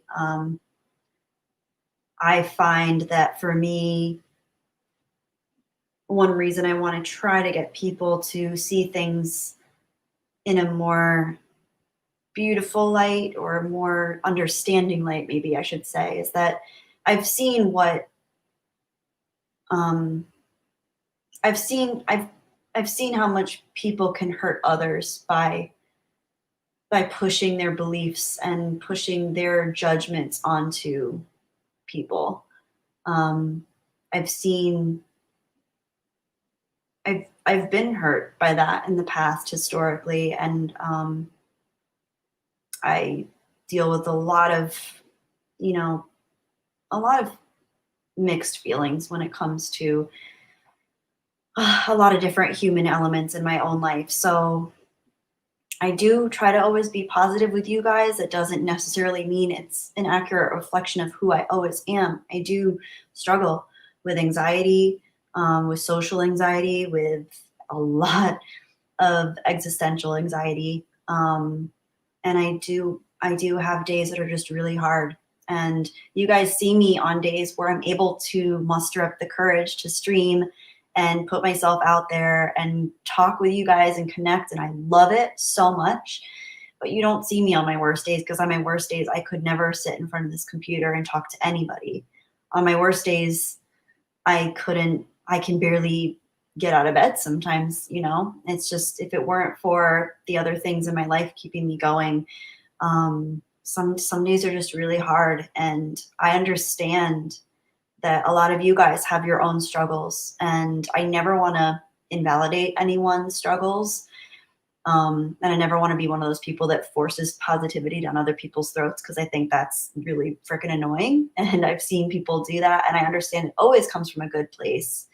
I think for me, it comes from a place of understanding the pain and understanding how complex people are, and understanding how that complexity can ultimately result in being misunderstood, being judged, being depressed, being anxious, feeling ostracized or isolated. Those are some really severe, outcomes of that. So thank you for saying what you said about me, like being that beacon of positivity. It means a lot. I think if anything, it's, I want people to be happy. I want people to see the beauty. I do see the beauty a lot of the times, but there's a lot of ugliness out there. And I think at the end of the day, just like the Force, it's about balance. There's always going to be darkness. There's always going to be light. But striking that balance is the most important thing any of us can do. And we all should try to do it. If you talk to someone and they're always negative and they're always complaining, they're exhausting to be around. But if you talk to someone and they're always positive and they're always so happy and everything's so great and you should just be positive and you should just be thankful for everything, that's really freaking annoying too. They're both annoying realities. And it's not that the person, either of those types of people are bad. It's that they might not have a realistic approach to what's really going on in the world and in their own internal existence, because usually those people aren't seeing things in the wide, beautiful panoramic view we're supposed to have most of the time. I think, of course, we all get tunnel vision once in a while, but it's really healthy to once in a while step out and see different versions of reality, see different versions of yourself. Because like I said before, people are not stagnant. We are always changing. Even if you meet someone who's born in 1958 and they seem like the same person today, I guarantee you they've been through some real stuff and they're just navigating that storm. And they might seem like, oh, they were always that type of person, but there's wheels turning. There are always wheels turning, and we can really change if we want to, but it's really hard work. It's really hard work, but it is worth it when those of us who want to change work to change for the better. So yeah, anyway, great comment, Bruce. Sorry to go on that long tangent. I'm going to go all the way to the newer chat because I know I missed way too many. And oh my gosh, here we have Sith Bunny. That's so funny, Sith Bunny. I was just wondering where you went. I haven't seen Sith Bunny, my arch nemesis, in a long time. And they say, come to the darkness, we have cookies. I see what you're trying to do, Sith Bunny. I see you're trying to undermine. I see you're trying to undermine me, but you're my nemesis, so what else would you do? I unfortunately do not have cookies. I ate all of my cookies over the Christmas break because they were so good. So I cannot offer cookies like Sith Bunny can. I apologize. Hello, Jeffrey Turner. So nice to see you. Hello there, Jeffrey Turner. Good to see you. And King of Ruckus is here. Hello, King of Ruckus. You made it. It's never a stream without you, King of Ruckus. I'm glad to see you're here. Netlux TV. Oh, thank you so much for your super chat. $4.99. Can only spare a few bucks, but wanted to send some love your way. You're a good person, and your efforts to help others certainly aren't unnoticed. Thank you really so much. I really appreciate that. That means a lot. I really appreciate you saying that, and really appreciate your super chat. So thank you. It's it helps me.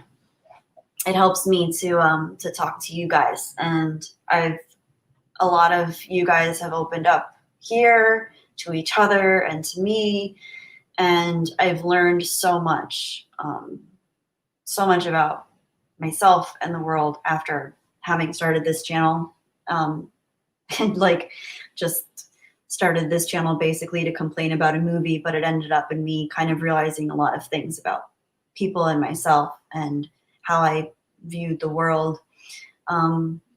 So there's a lot to unpack, and we will continue to unpack it. So thank you for saying that. I really do appreciate it.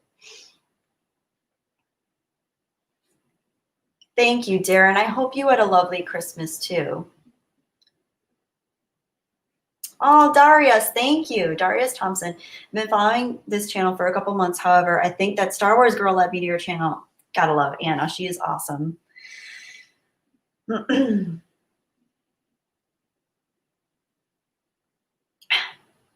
thank you so much for joining our little community here. We appreciate having you here. It's nice to see you in the chat. Netlux TV. Honestly, I don't even remember how I found this channel or originally subscribed to it. LOL. That's cool. That's cool. Well, we're glad you're here either way.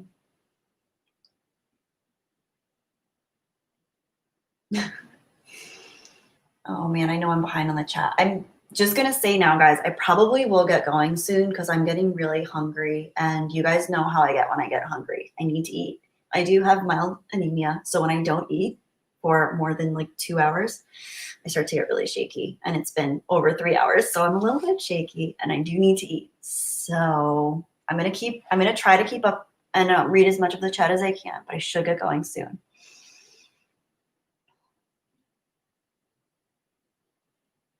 Wise Guide. Oh, wait, where'd he go? Wise Guys. Jedi Bunny, is this a stream where you answer all the questions you requested about a week ago, I think via Instagram? Oh, Wise Guys, that was here on the community page. I have not gotten around to recording that yet. I've had a lot going on. I just haven't been in the right space. I feel like when I record a video, I really want to be in the right zone to do it. Especially something like that, that's pretty, sorry, my dad just texted me. I'm gonna put my phone away. Actually, you know what? I'm going to keep the chat open in case I miss any chats. Anyway, what were we talking about? Oh yeah. The Q&A. Guys, so I did post on my community page about a week and a half ago. I'm going to do a Q&A video. I haven't had time to start it yet. I want to get the questions in. A bunch of you guys asked really, really good questions. I'm really excited to get to. I haven't read all of them yet, but I will, and I might not be able to answer all of them, but I am going to do a video just because I couldn't really think of what kind of video I wanted to record next. I wasn't really sure where to go. So I figured why not do a Q&A and just talk about, you know, interesting questions you guys might have. So feel free to drop a question if you haven't yet. And yeah, anyway. I'm so hungry. Wise Guys, this is your mid-stream reminder to eat some snacks live on stream. No, I'm saving it for dinner because if I eat snacks, I'll eat them all. I'll eat all the peanuts if I try now. Snobby Acorn, YouTube doesn't give me the Q&A questions. So how you do it is you go to my, like, type in Jedi Bunny, click on my little photo thing, like the the icon, and then go to community, press on community, and then it's a question under my community page. It doesn't always come up for everybody. Some people it does, some people it doesn't. But if you go to community, then that's where I say you can ask a question, and then you can ask a question there. Netlux TV, thank you. Seriously, do not force yourself to stay here. Just respond to chat comments, go get something to eat. Thank you. Yeah, I'm really hungry. I did not think I was gonna stream this long.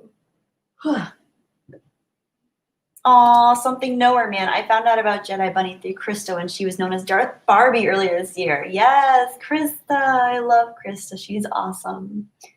Yeah, she's great. She's great too. Oh, Snobby Acorn, you did leave a question there. Okay. Just now? I'll check it out. Seriously, go get food. Okay, I'm going. This always ends with Kelly eat something. Okay.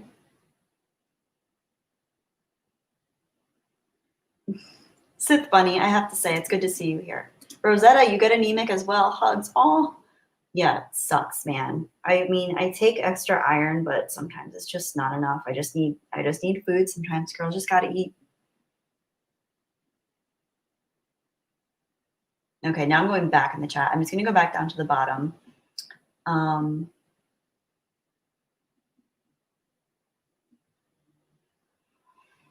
Okay. I did eat Megazord. I did eat before streaming. I did, but it's because this stream has been 3.5 hours, so it's a long time for me to go without food. Okay, guys, I'm gonna head out. Let me just make sure. You know what? Where do I check that? Go to my YouTube page. I just want to make sure I didn't miss anyone's super chats because I know people get very sad when I miss those. So let me make sure I've got all of those. I have to go on this separate page to see all of them.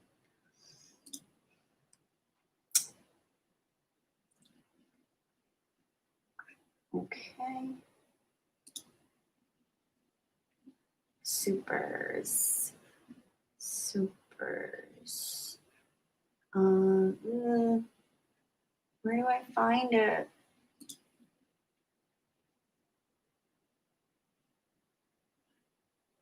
Okay, I think I found it.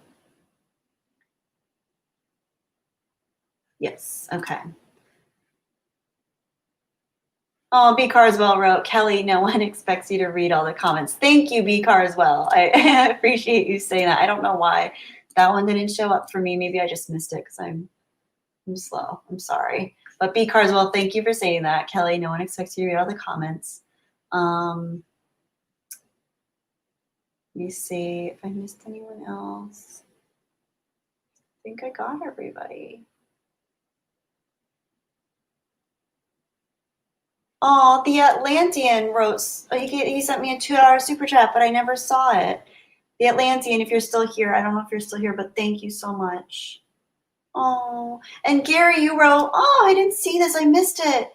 Darn it. Gary wrote with his $10 super chat. Gary, thank you. It's so nice to see you streaming, Kelly. Your bright, shining personality is so uplifting after the busy day I've had today. Thank you, Gary. I'm so sorry I missed your super chat earlier. Oh. Ah, yeah. See, that's why me reading the chat so slow. But you guys all have such good things to say. Okay, I think.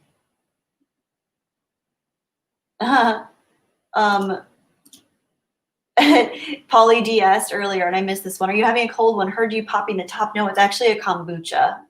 I was popping the top of my can. It was a kombucha. Thank you for your super chat, Polly. Oh my gosh, I can't believe how many I missed. Oh, I should have kept this thing up the whole time. I didn't think I'd missed them. Sorry, guys.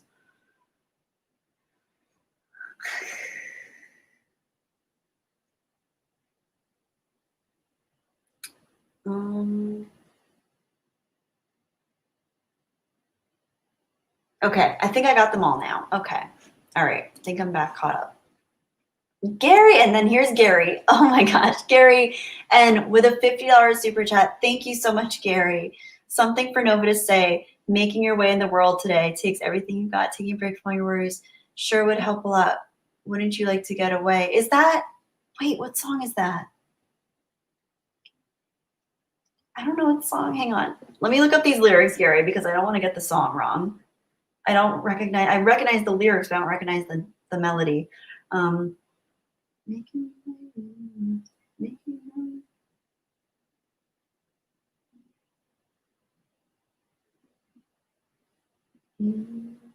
Cheers theme, the Cheers theme.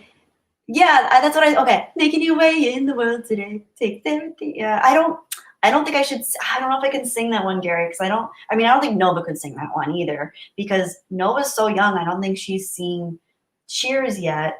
And I personally can't teach her how to sing it because I don't remember how the whole song goes. I think she just knows the or I just know the how. Sometimes you want to go where everybody knows your name. But I don't know that she would be effective at singing the rest. So let me know if there's another song. I actually had a couple songs in mind, but if you have another song, I could go with that. But thank you, Gary, so much for your super chat. I appreciate it so much.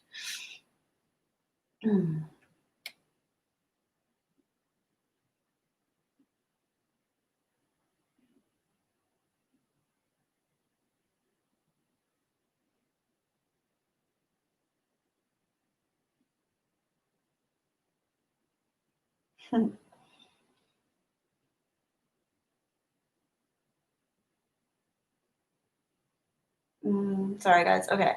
I need to get going. I could read your guys' chats forever, and that's a problem because then I never leave and I never eat.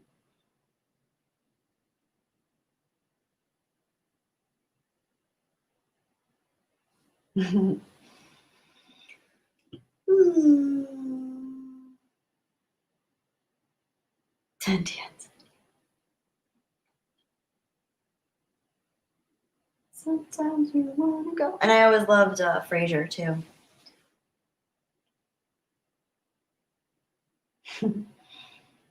King of Ruckus, just in case. Happy New Year to everyone here. I hope next year is better for us all. Me, too. Very true.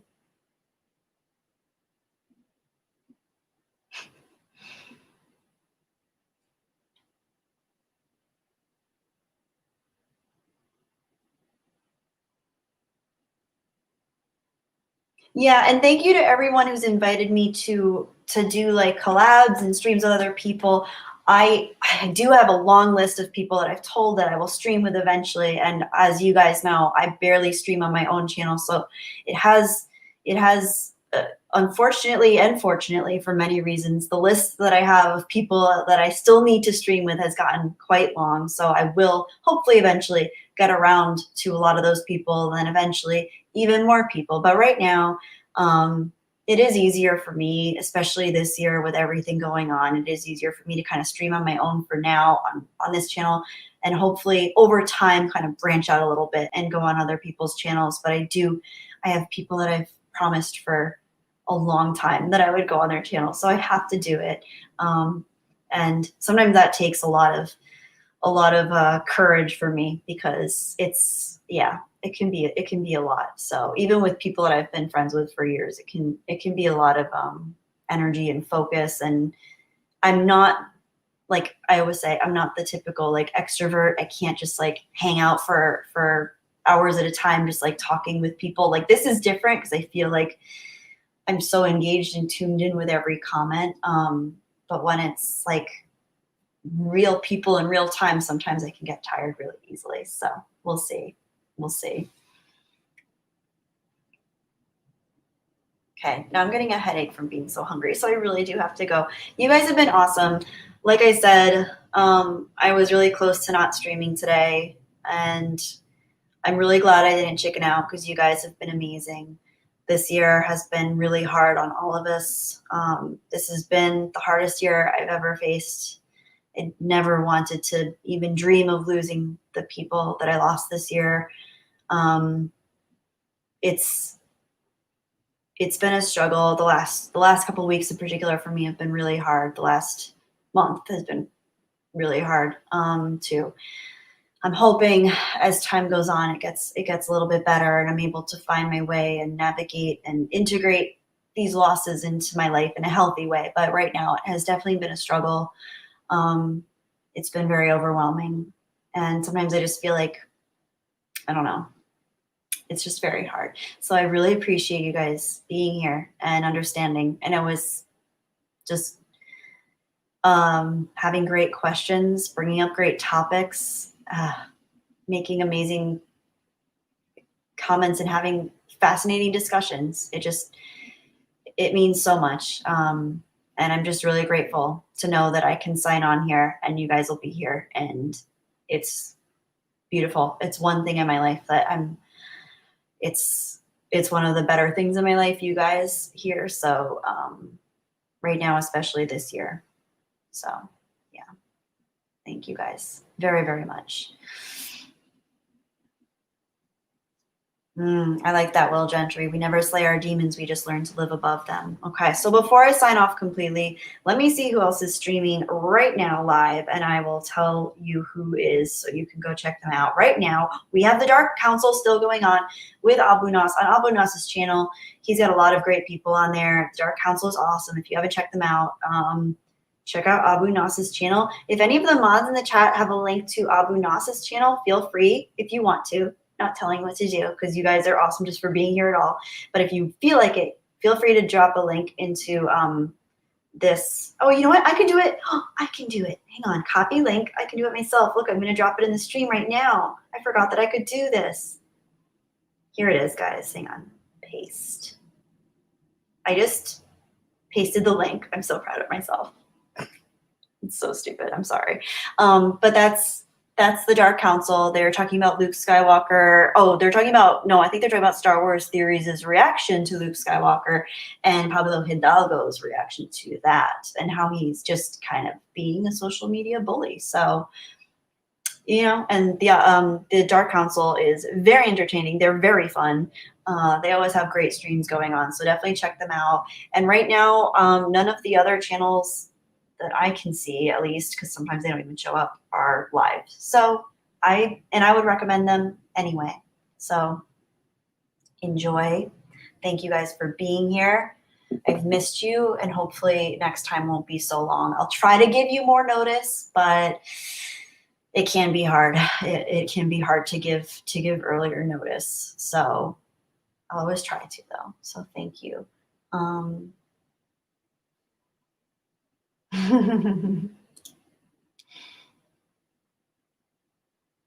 Thank you so much, Gary. Really appreciate you. Slipknot fan. Yes. Oh, wait. Where's Nova? You know what? I think she's in the other room. I don't want to grab her, but she will sing for you. She will sing for you. Don't worry about that. Okay. Thank you so much, guys. Yes, here comes a singing cat. Really appreciate you guys. Thank you so much for everything. And Nova's coming in just a second. So good night. May the force be with you. And hopefully next time I'll be a little bit less nervous because I can't really hope for anything more than that, but hopefully I'll be a little less nervous. Yeah, anyway. Okay, guys. I'll see you later. Have a beautiful night. And happy belated Christmas. Happy belated Christmas. Happy Christmas. Merry belated Christmas and a happy early new year. May the Schwartz be with you all. Okay. Hang on a sec. Oh, where to go? Where to go? I wanted to highlight. Oh, I lost it. Where'd it go? Oh, here it is. Okay, Leon. Yeah, that's the one I'm highlighting.